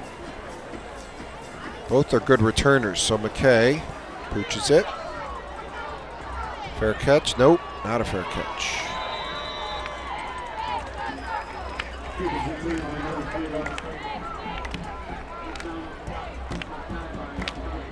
That was Noah Freed, number 8. So Comets will have good field position out at the 33. Let's see if they go back to throwing the football.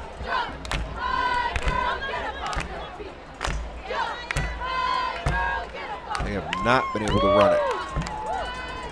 Corman's been able to run it when he drops back and has to. Bunch set.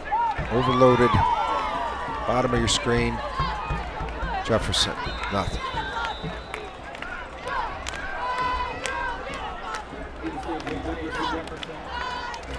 Get up, AJ.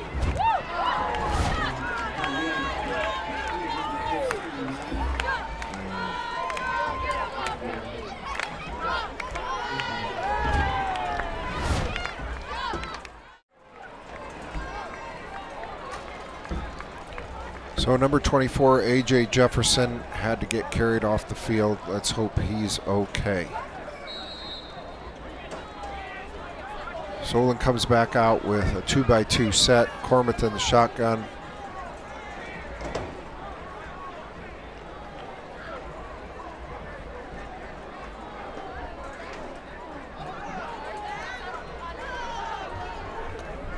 Ali is now in for A.J. Jefferson. He takes the snap, does Cormant, throws out the flat. Nothing doing.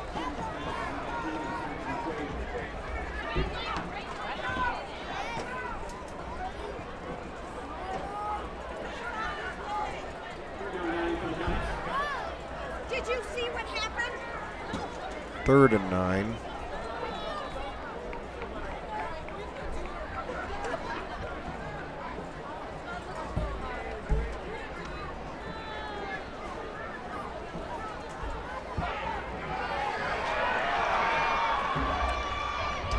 Cormant hit from the blind side. They only rushed 3, but they got around Comet left tackle and stripped Cormant of the football, and it's a turnover, and the Tigers come away with it. Right there, 53, gets around the horn. Looks like Miles Garrett getting after the quarterback.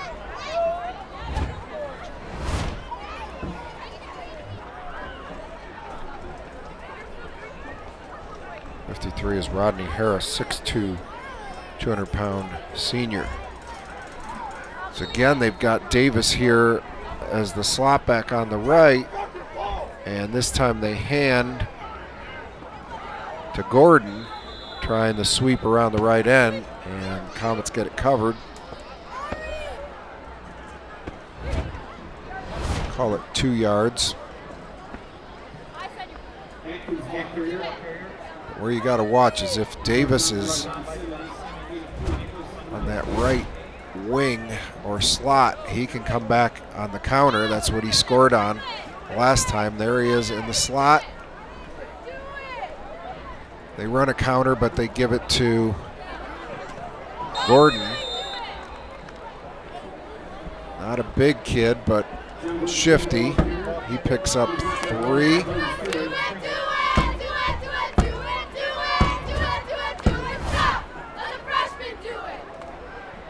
You got a kid like Davis. Good play there by Braden Springer. You got a kid like Davis back there that you can go to anytime. Certainly helps matters. He's on the right side again. And they give again to Gordon. And Gordon gets out of trouble, but barely beyond the line of scrimmage. And they're faced with 4th and 3.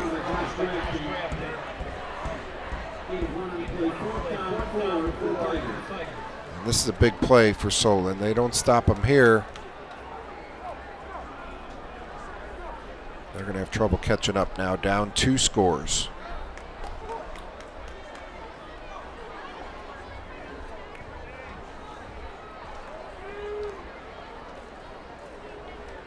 They give to Davis. He's got the first and more, and he's in the end zone. 20-yard run up the middle by Marquise Davis. Didn't even look like there was much there. But he just will not be denied here. Just keeps his feet. You can't just try to hit him. You got to wrap him up, right? Then you got a shot getting him down. But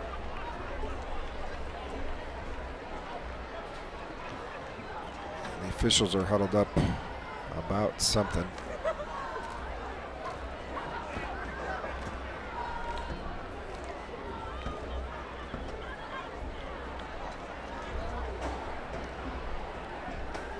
Sportsmanlike on the offense. 15 yards, penalty be taken on the kickoff.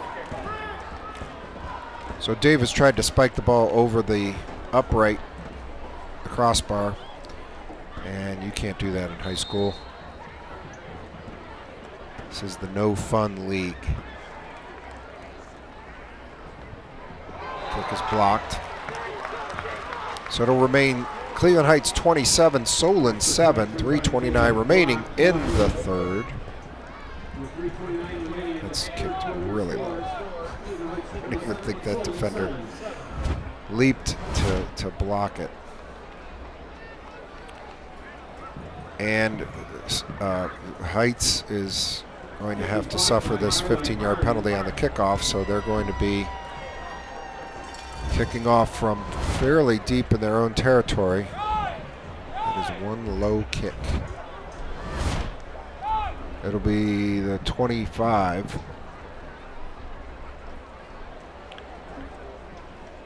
And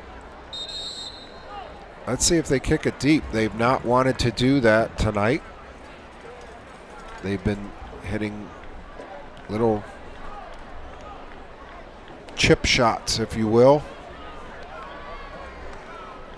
that the upbacks have taken for Solon. But they're trying to keep it out of both Springer and Thompson's hands because they've watched film. Both of them have run some kickoffs back pretty well.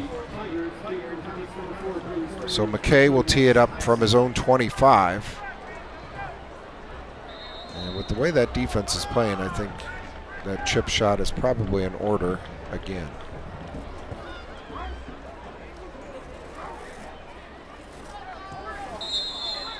But they were offside. Now they've been kicking from the 20.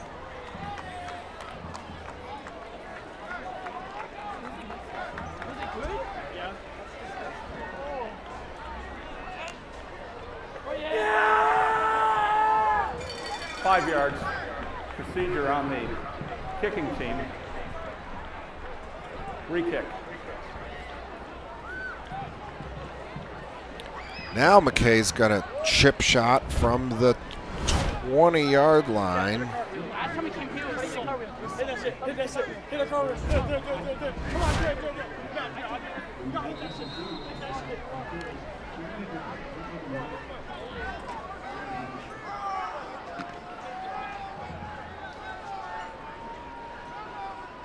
Oh, and squib it. So Springer will get it. He takes it to 25. He's out to the 35, the 40. He's out past midfield. Looks to cut back. 40, 35, 30, 25, 20. All the way down to the 15-yard line goes Braden Springer on the return, and now you see why Heights was not kicking the ball deep to Thompson or Springer. So they squibbed it. He catches it on the second hop.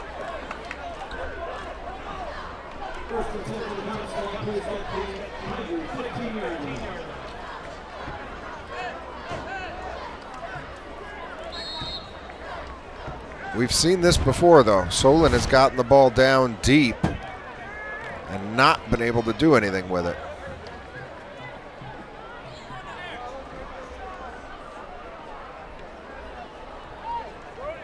Now they're down their first string back, A.J. Jefferson, Makai Ali, and Ben Friedman in the backfield. 2-by-1 formation. Luke Cormuth fakes to Ali. Now throws out in the flat. Freeman's got it at the 10, the 5, and he is chopped down just outside the 5 at the 6-yard line. That's a play they've run a couple times tonight. This naked bootleg. Nobody pulling out in front of Cormuth.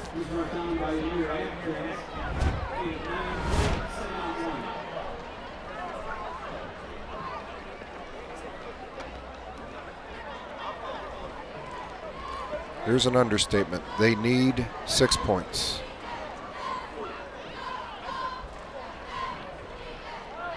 Again, Ali with Friedman in the backfield. 2-by-1 set. Cormuth in the gun. Turns.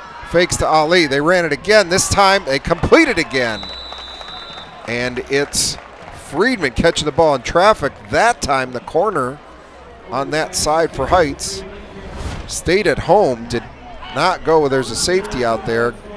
That's Gordon sitting out there wide. So it's worked 3 times here tonight, and so they ran it again. 4th time, and it worked. And we're down to 2 minutes remaining in the 3rd. Under 10 seconds on the play clock, but they are at the 2-yard line. I don't know that they can really power this football in. They turn. Ali, nothing. Loss of 3. Just too much penetration there.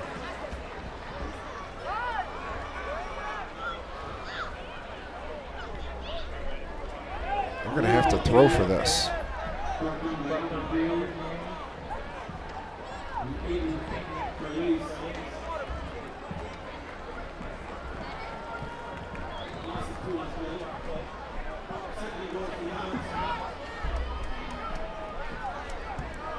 Zero coverage, no safety over the top. Cormuth, no time. Fires, incomplete. He did not have the ability to set his feet from the get-go.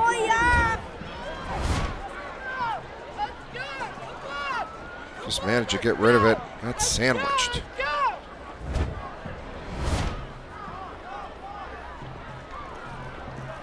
Actually, what Heights has done now, they're manned up, but they've brought safeties out wide. They've got nobody in the middle of the field. They've got linebackers there. Cormuth to throw. Fires. In traffic. Did he catch it? He did. Harley Barman got his hands underneath that football on the low throw. There were 2 Solon receivers in the area. Thompson's coming underneath. Barman's over the top. It almost looked like he was throwing it to Thompson, and Thompson got cut off. But the Comets come away with it for 6 points, and they look to get within 13 with this extra point. Aaron Teitelbaum to boot it. Snap, spot, kick, up. It's good. 55 seconds remaining. Third quarter, the Comets have pulled to back to within 2. 2 scores, 27-13. Excuse me, 27-14. Is that kick again?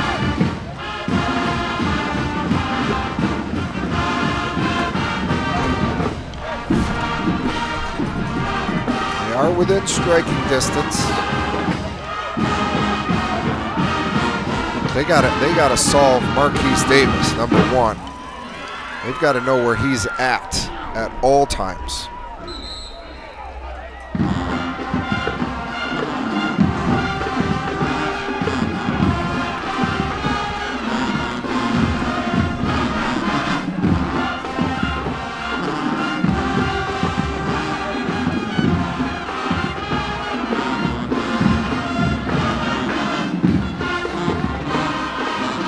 Davis is deep. Gordon.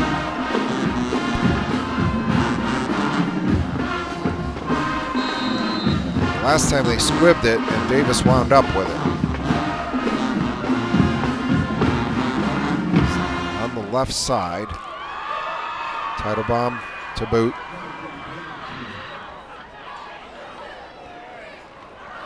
They try an onside, and Teitelbaum touched the ball before it went 10 yards. But the refs didn't see that. No flag is on the field. They've thrown their orange bean bags. They've thrown their orange bean bags. They've not thrown a penalty flag. They are discussing it. The ball didn't go 10 yards before Teitelbaum grabbed it.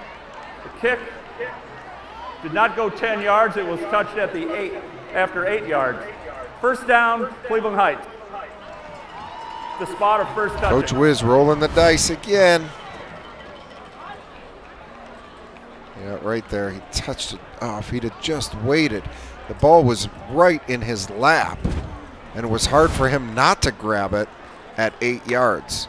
But he has to try to, he's got to go to 10, and I think they had him fooled. That ball would have gone 10, but it was right at his chest. So he grabbed it. Davis takes the snap, takes the handoff, goes around left end, has a head of steam, still on his feet. He's going to get into the end zone.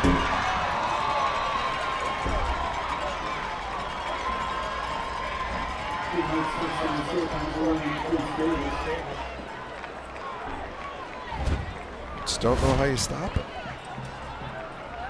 He gets a head of steam up, right through that tackle, breaks another one,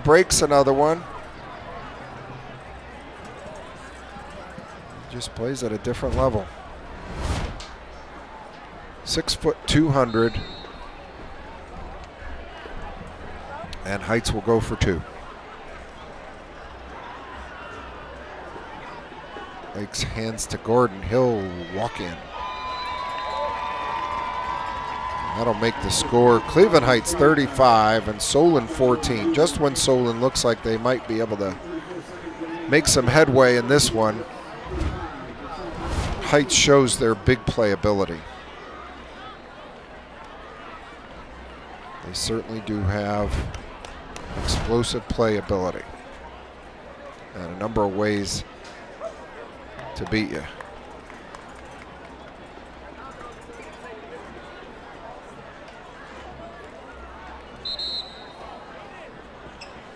Back to a 3-score game.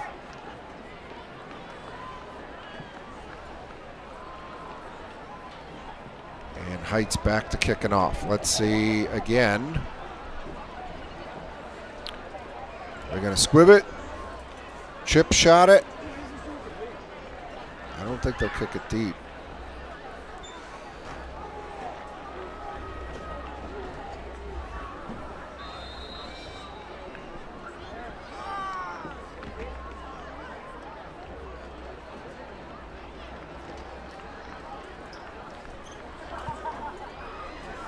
Chip shot.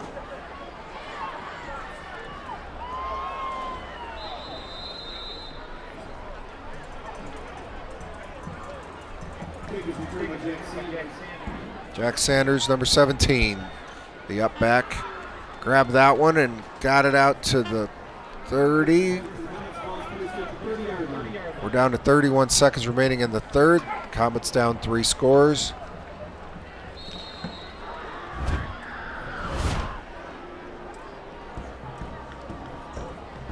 Takes the kick.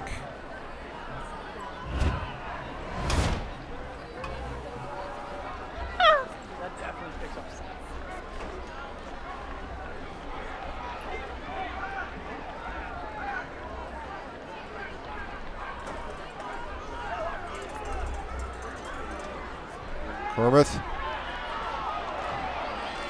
pulls a Houdini move. 2 guys, one on either side, and he ducked underneath them. A little pass fake, ducked his head. Whoop.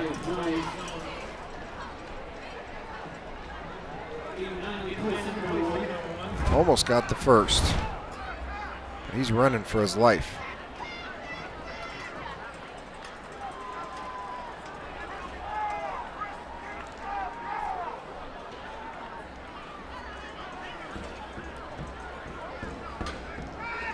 Quick pass. McQuaid's got it. Gets tossed down at the 45.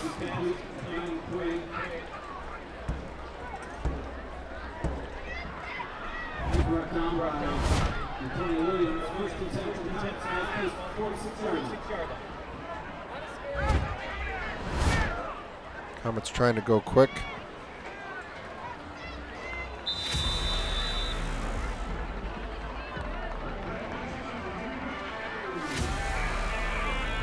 And the third quarter will end. Your score, Cleveland Heights 35, Solon 14. We'll be right back with the fourth quarter after this.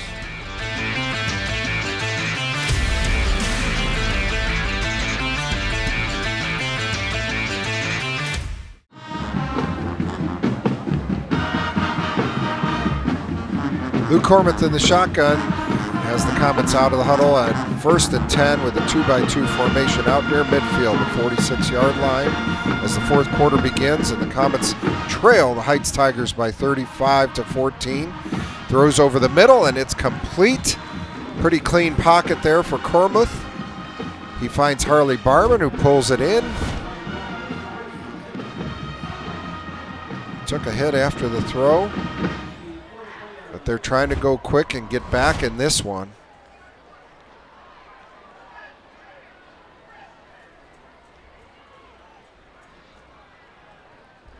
QB draw. He's got some room. He's around right end. He gets out of bounds. They'll mark him past the chains. So they will move the sticks. Another first down for the Comets.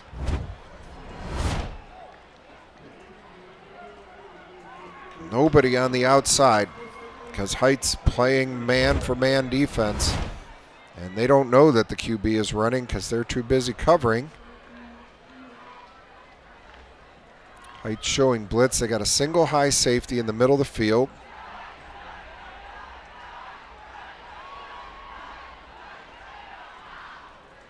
Cormuth takes the snap. Going to try to throw it deep. And the ball got to Max Thompson's hands, but he could not bring it in, and 2 Solon receivers were there in the area, and a big collision down there. Got 2 Solon players and a Heights player down. Officials timeout. Everybody's on a vertical route.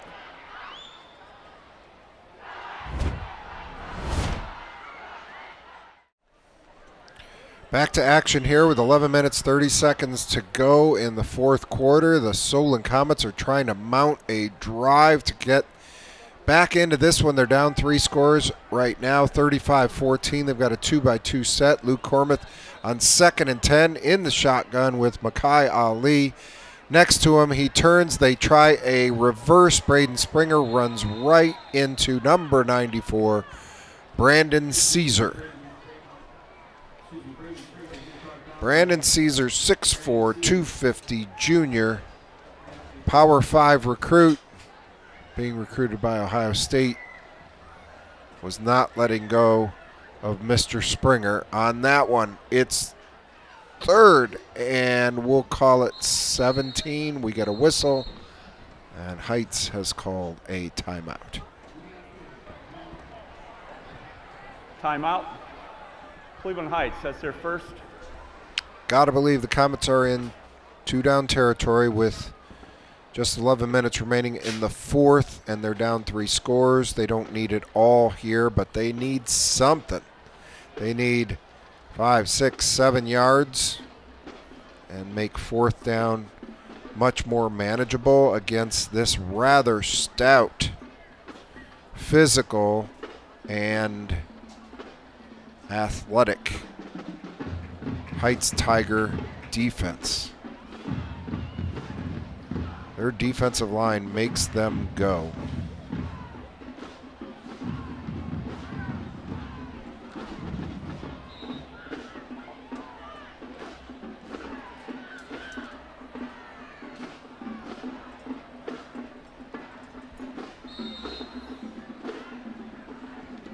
Jump into a nickel look. They rush 3 and they get pressure with 3.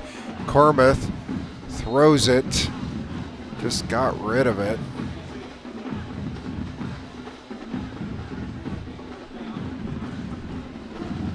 You got to go for it here, even though it's fourth and a lot.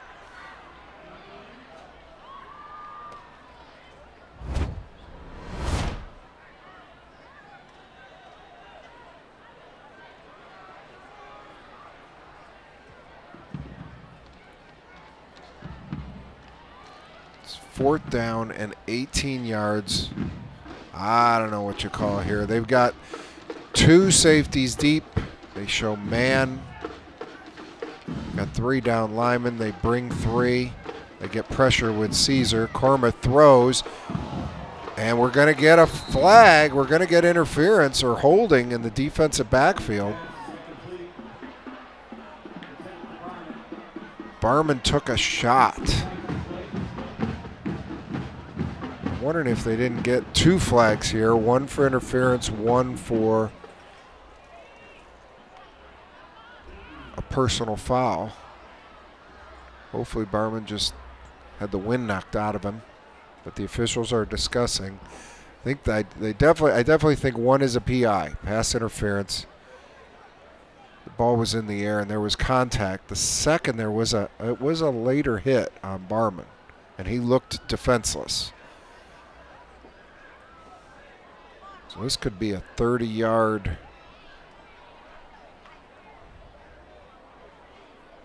couple of penalties.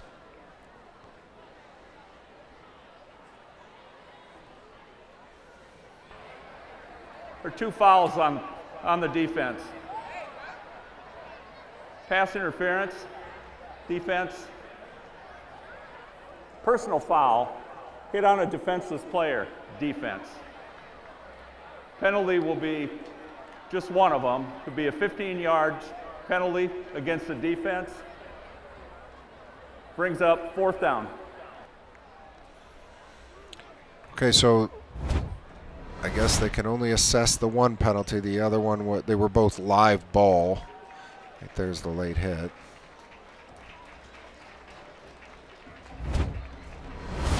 Since they were both live ball plays,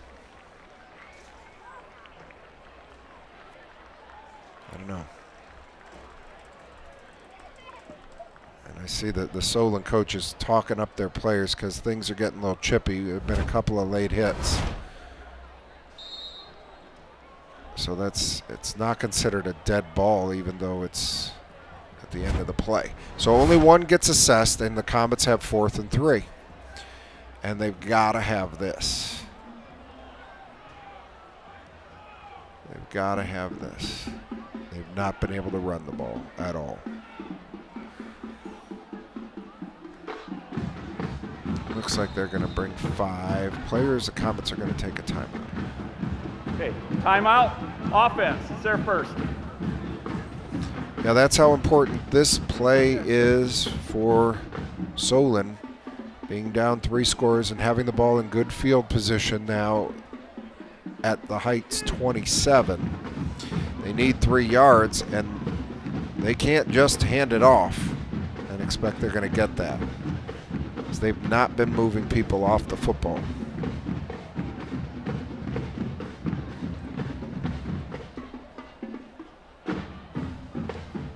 I don't even know if they could run their boot that they've had success with at least 4 times. I don't know that they could pull that off again.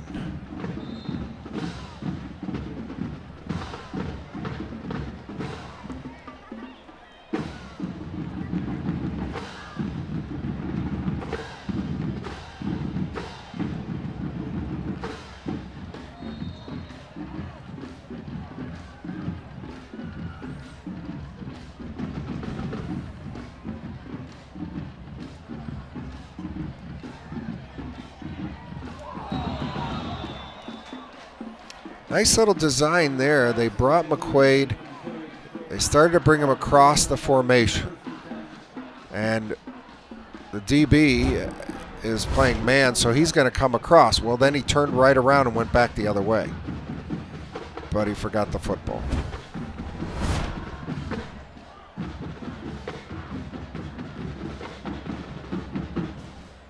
Almost drew that one up in the dirt.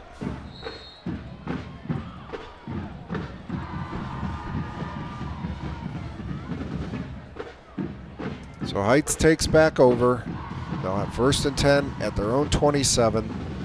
This game has not gone quickly. I'll have you know. There's a lot of time left in this one. And we're already 2.5 hours in. And we get a procedure. I guess I shouldn't have said anything.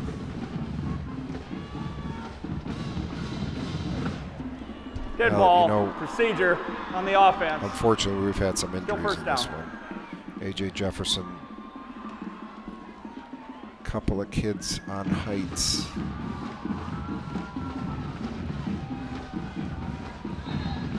So we've had some players down. That has led to this being a rather long game. Marquise Davis takes the handoff.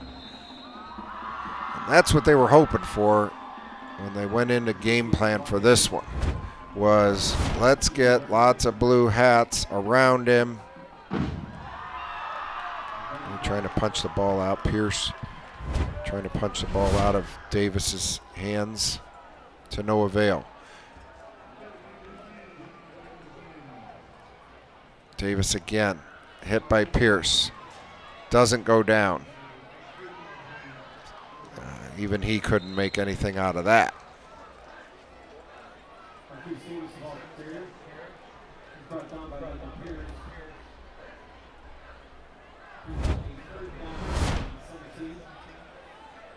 One hit, slowed him down, tried to cut back, contain. Brady Bush managed to grab an ankle or a shoelace.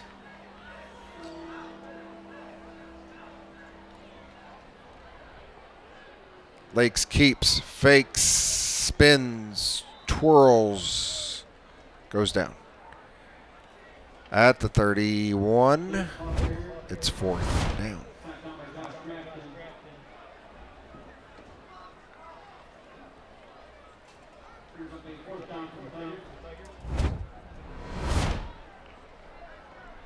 And they will punt it away.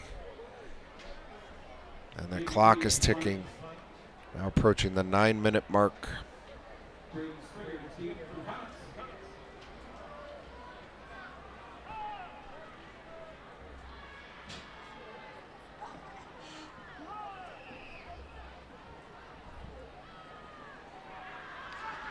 Springer calls for a fair catch, does not make it though. Ball takes a sideways bounce, rolls to a stop at the 33, where Solon will take over. 1st and 10 down, 3 scores, 8.5 minutes remaining in this one. It was the Comets' inability to run the football, but credit the Heights Tiger defense with a staunch defensive performance. They're big up front, and Solon O-line could not block second level in this one. Cormuth again with pressure goes down.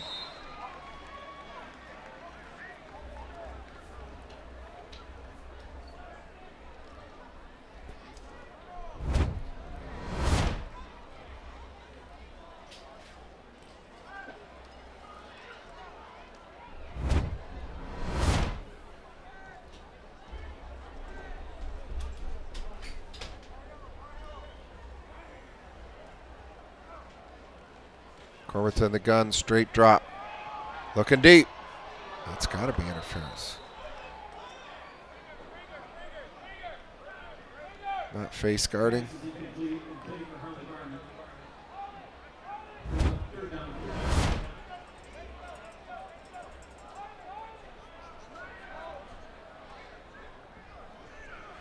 Didn't think you could do that. But be that as it may, 7:55 remaining. It's 3rd and 18. Comets in a 3-by-1. Makai Ali deep in the backfield with Cormuth. He's got pressure right away. And he goes down. Brandon Caesar.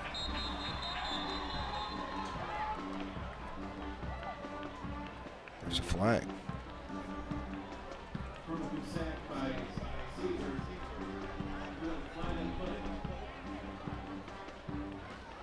Going to be personal foul, face mask called against the defense.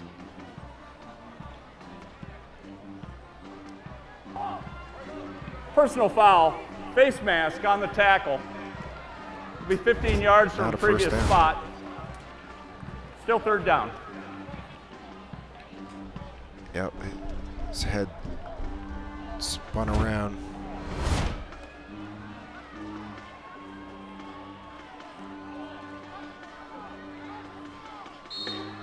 Oh, it's 3rd and 3.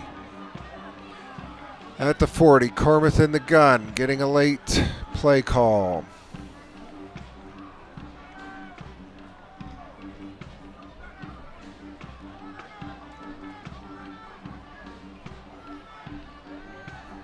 Takes the snap, has time, now runs out of it. There's nobody open.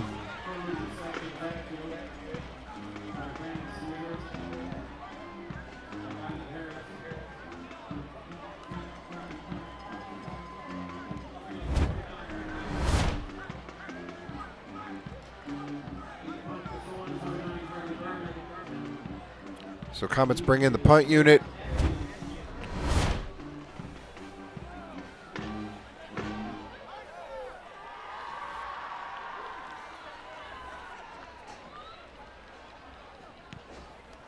High kick by Barman. John Gordon gets away from it. The ball bounces to at the 41-yard line, so we'll call it 34-yard punt, where Heights takes over with a comfortable 3-score lead at 35-14. We're down to 6.5.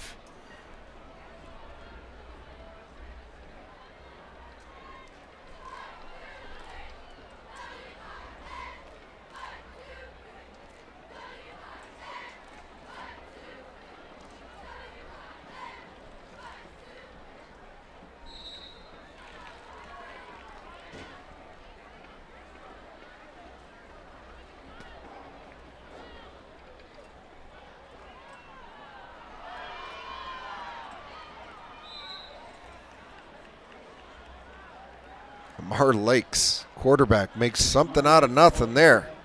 He had nothing on the play side. Cut all the way back the other way, spun a couple times. And picked up a first down.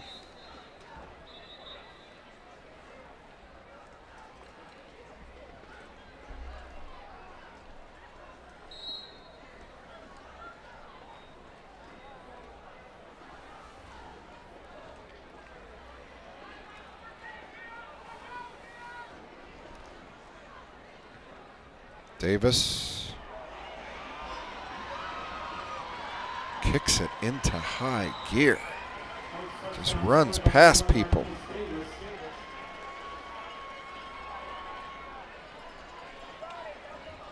Somebody jumped on the O-line that time, but at this point in the game, the officials just ate the flag. But Davis, goodness gracious. You see why he's a big-time recruit.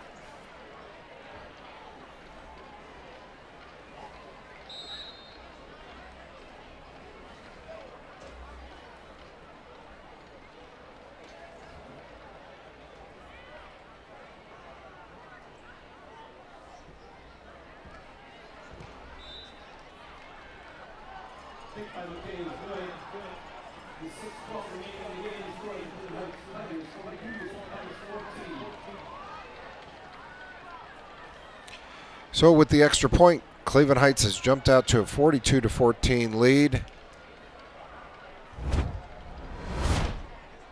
Here again is Davis. Makes one guy miss. And outruns everybody.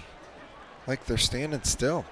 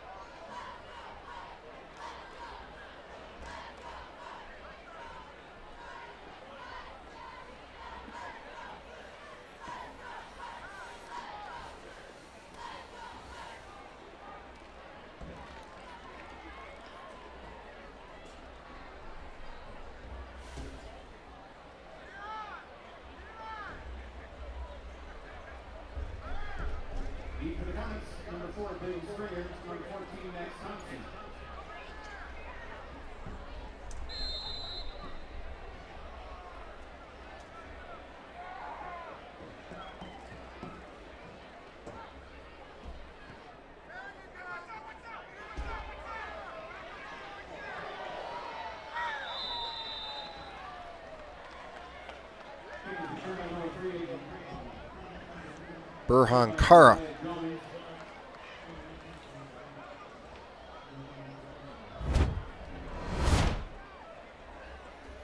Number 3. Might have been wise to fair catch that. He saved himself. A couple of bumps and bruises. Up to a 28-point lead.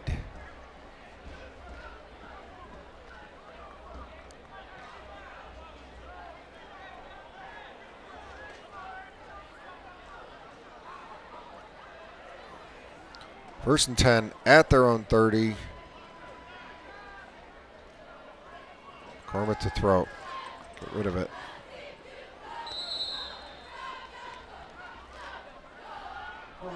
Pass intended for McQuaid. Falls incomplete.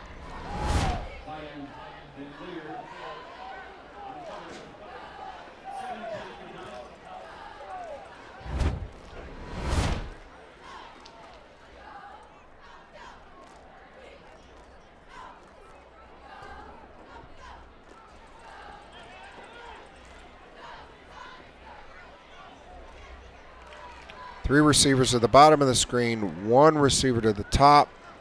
Cormith hands to Makai Ali. He's going to try to get around the edge. He gets to the 30, and he gets knocked down. Well, knocked out of bounds, if you will, after a 2-yard gain. Well, we'll call it 3.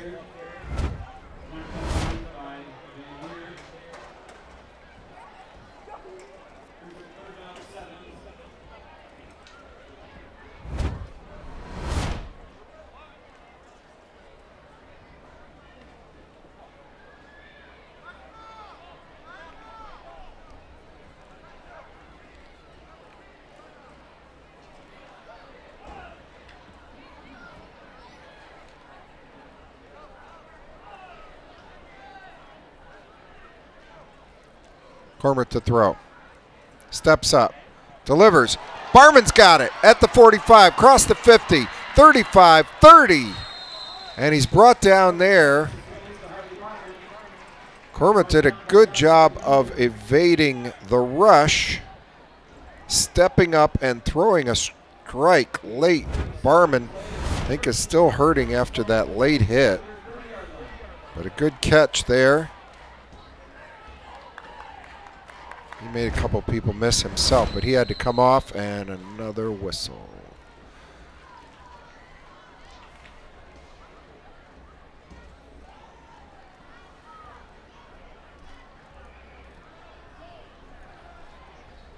Too many guys on the field. I think they couldn't get somebody off for Heights. It looks like the player that tried to get off actually turned his ankle trying to get off the field.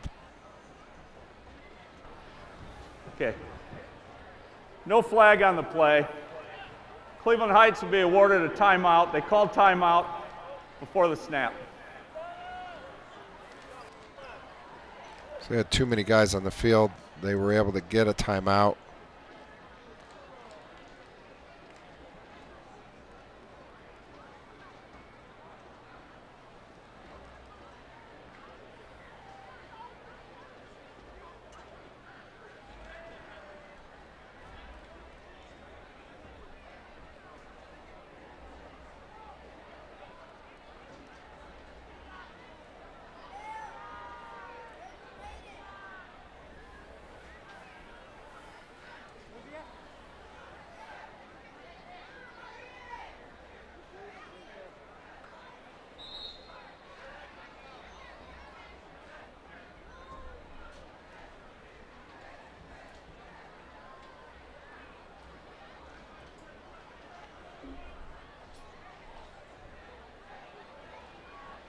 So Cormith has had a nice ball game because he's been under pressure a lot, and he's done a good job of stepping up and running at times. There he lobs it for McQuaid, who caught the ball, and he's going to be out of bounds inside the 5, and a perfectly thrown football.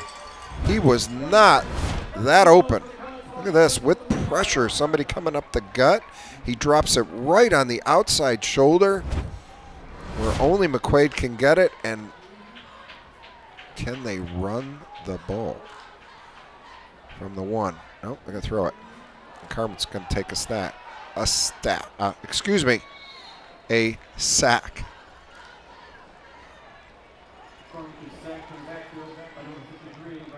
They just have not been able to establish the run. So even at the 1-yard line, they can't run the football.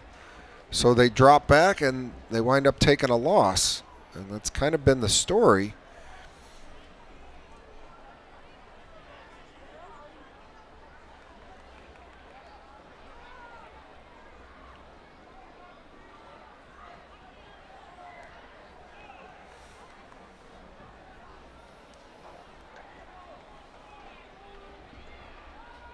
They bring McQuaid back in motion. Cormith to throw. Throws out in the flat. That'll be good for a couple yards. Josh Grafton comes back to the football.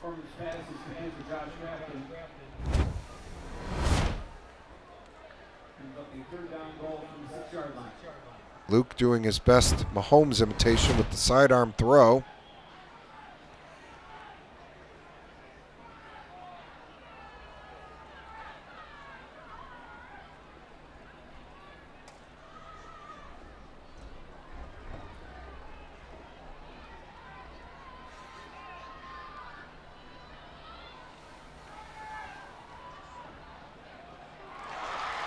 And Cormith waited for the receiver to get open. Harley Barman on the slant in the back of the end zone.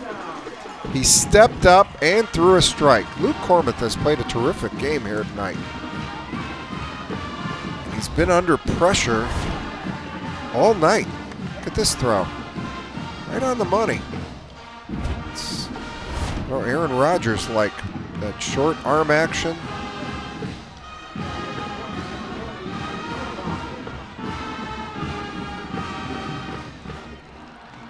This is definitely something to build off.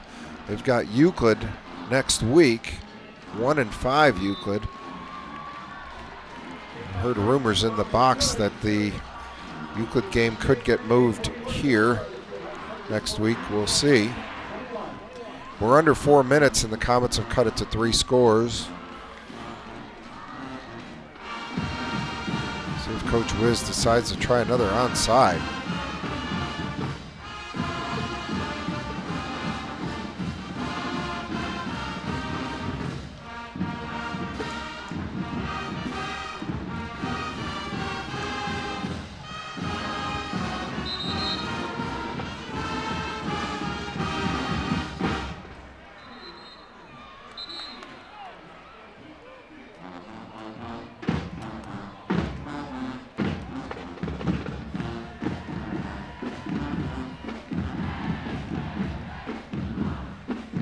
It would have been easy for the Comets to fold in this one with Marquise Davis just showing how good a runner he is and how many times he broke runs, just explosive runs.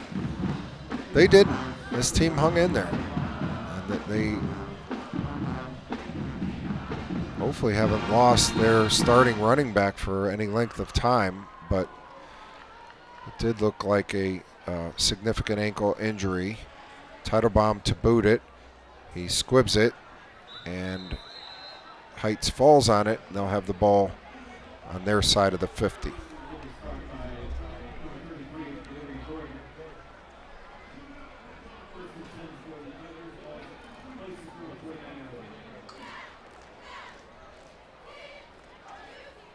I think we're going to see subs here.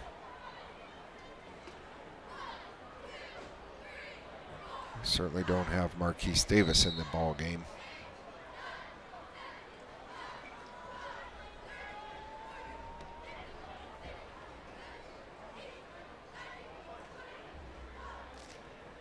Lakes hands to Gordon. Gordon trying to do something with it, and he's going to get almost outside. Nice job. Thompson, I believe, but Thompson kind of lost his wind, falling hard to get after him, but he managed to track him down. Gordon was going to go from one side of the field to the other. Thompson can't get off the field on his own power. So here he is. Watch, 14, missed the tackle, right? And so now he's got to chase it down from behind. Here he comes. Dives.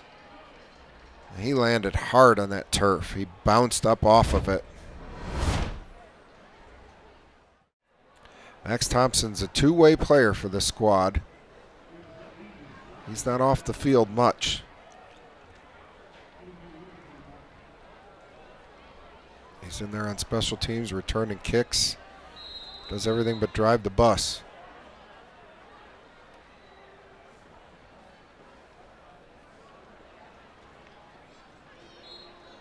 Heights content to hand off.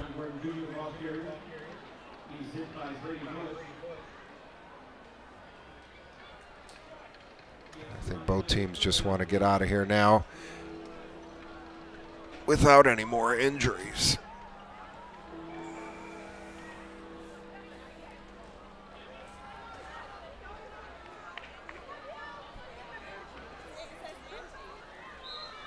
Gordon close to the first down.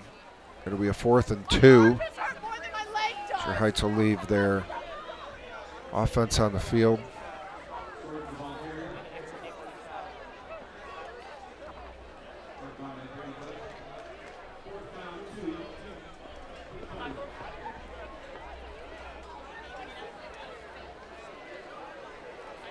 Lakes keeps. Brought down, Josh Grafton. Good tackle. So they'll turn it over on downs.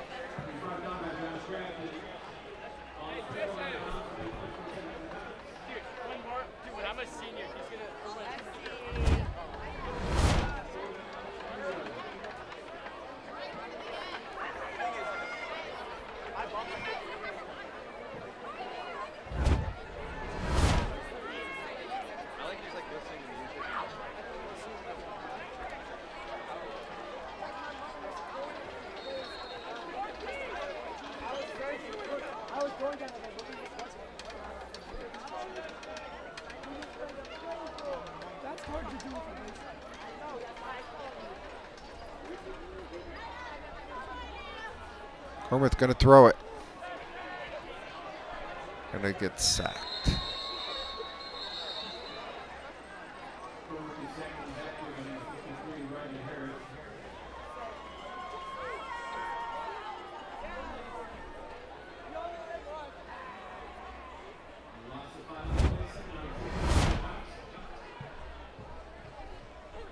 Might be time to kneel on it.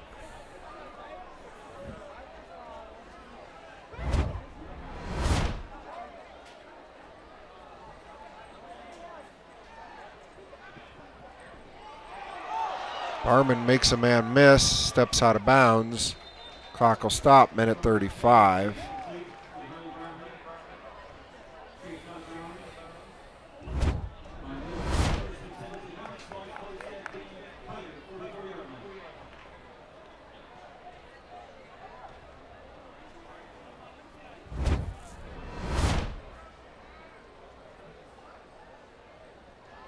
Over to throw again.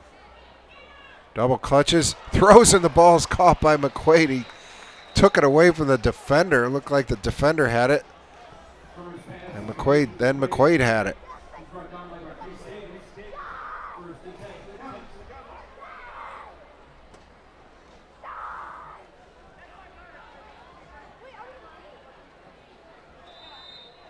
Cormith hits Barman on the out route.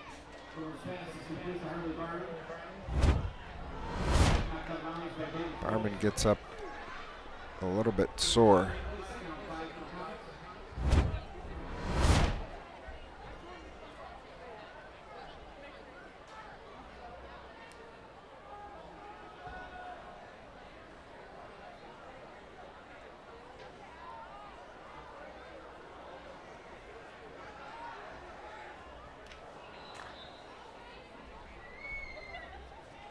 Cormith's pass is incomplete, intended for Shea Springer. Excuse me, Brady Springer.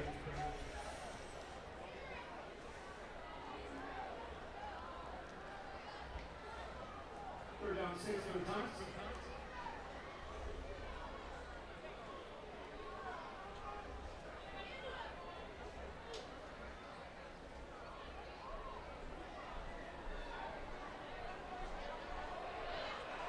Oh, there's a strike.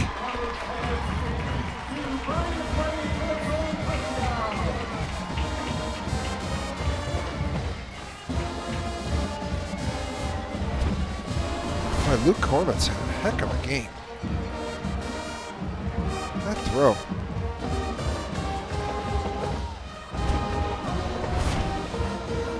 Some real positives. They weren't ever able to establish the run. Just couldn't. They had nothing. I can't believe they even had positive yardage in the run game, unless Cormith did with his legs. But as far as the the pass offense goes, a game like this where there's all kind of pressure, constant pressure in the backfield, Luke Cormith has grown up quite a bit and learned that he can still function back there and throw strikes and find people open even with pressure.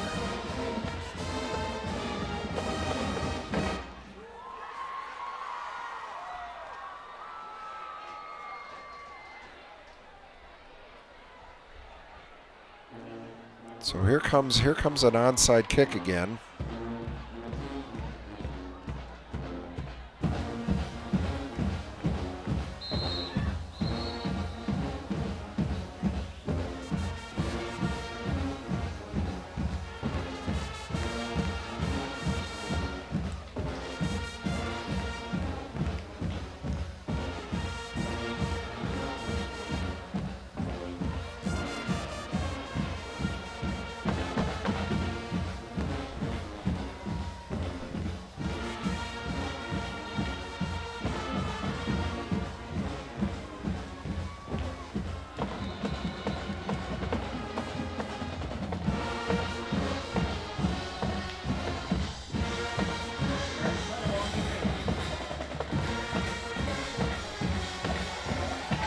Teitelbaum with the onside kick right into the breadbasket of 66 Isaac Leskovic.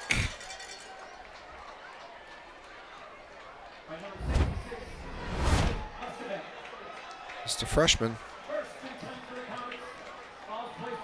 Couldn't have dropped that one out there any better. So Solon's within 2 scores. We're down to a minute remaining. Luke Cormuth continues to drop back and drop dimes. I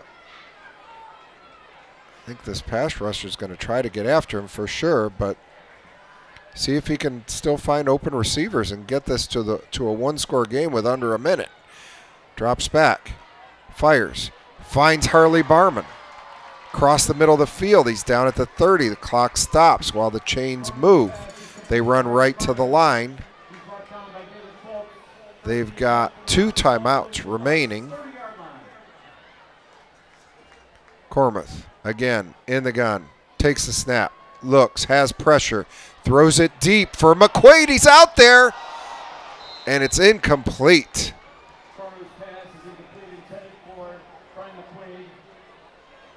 Josiah Jones, they're late, right there, gets his hands on the football.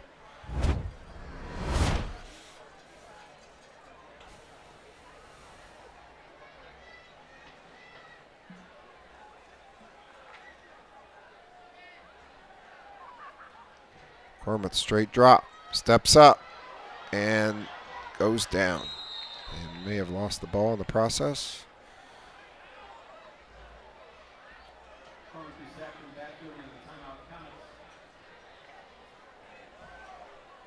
Solon takes the timeout with 38 seconds. Okay, we have timeout. Solon. They have 1 left. They're still trying to put points up.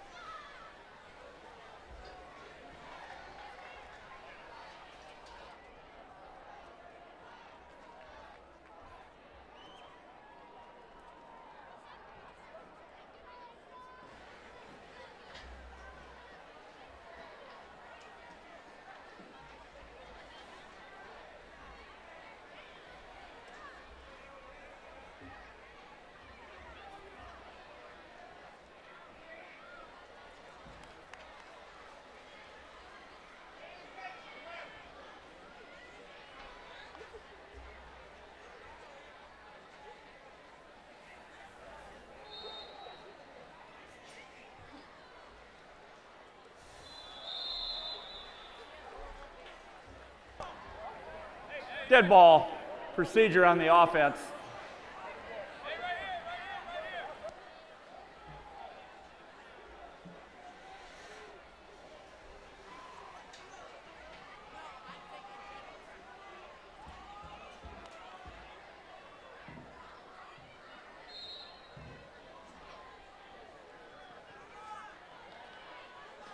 Cormuth trying for McQuaid deep. And it's picked.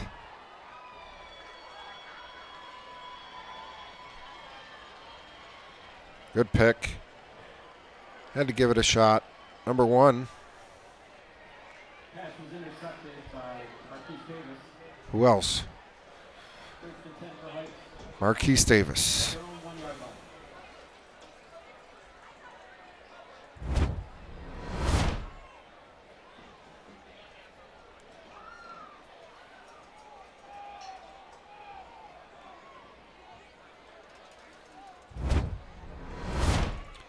I don't know that they can kneel on it on the 1 here.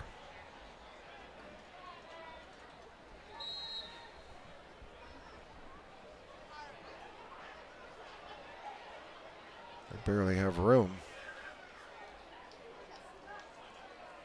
So they run a sneak. And that'll do it. Hard-fought football game here. Credit both sides. Cleveland Heights is a physical team. Can see why they're 5-1. Got big playability, solid defense. They should make some noise in the playoffs. Solon did not give up, hung in there, and played to the end. Final score from Stewart Field at Solon High School is Cleveland Heights 42 and Solon 28. Have a good evening.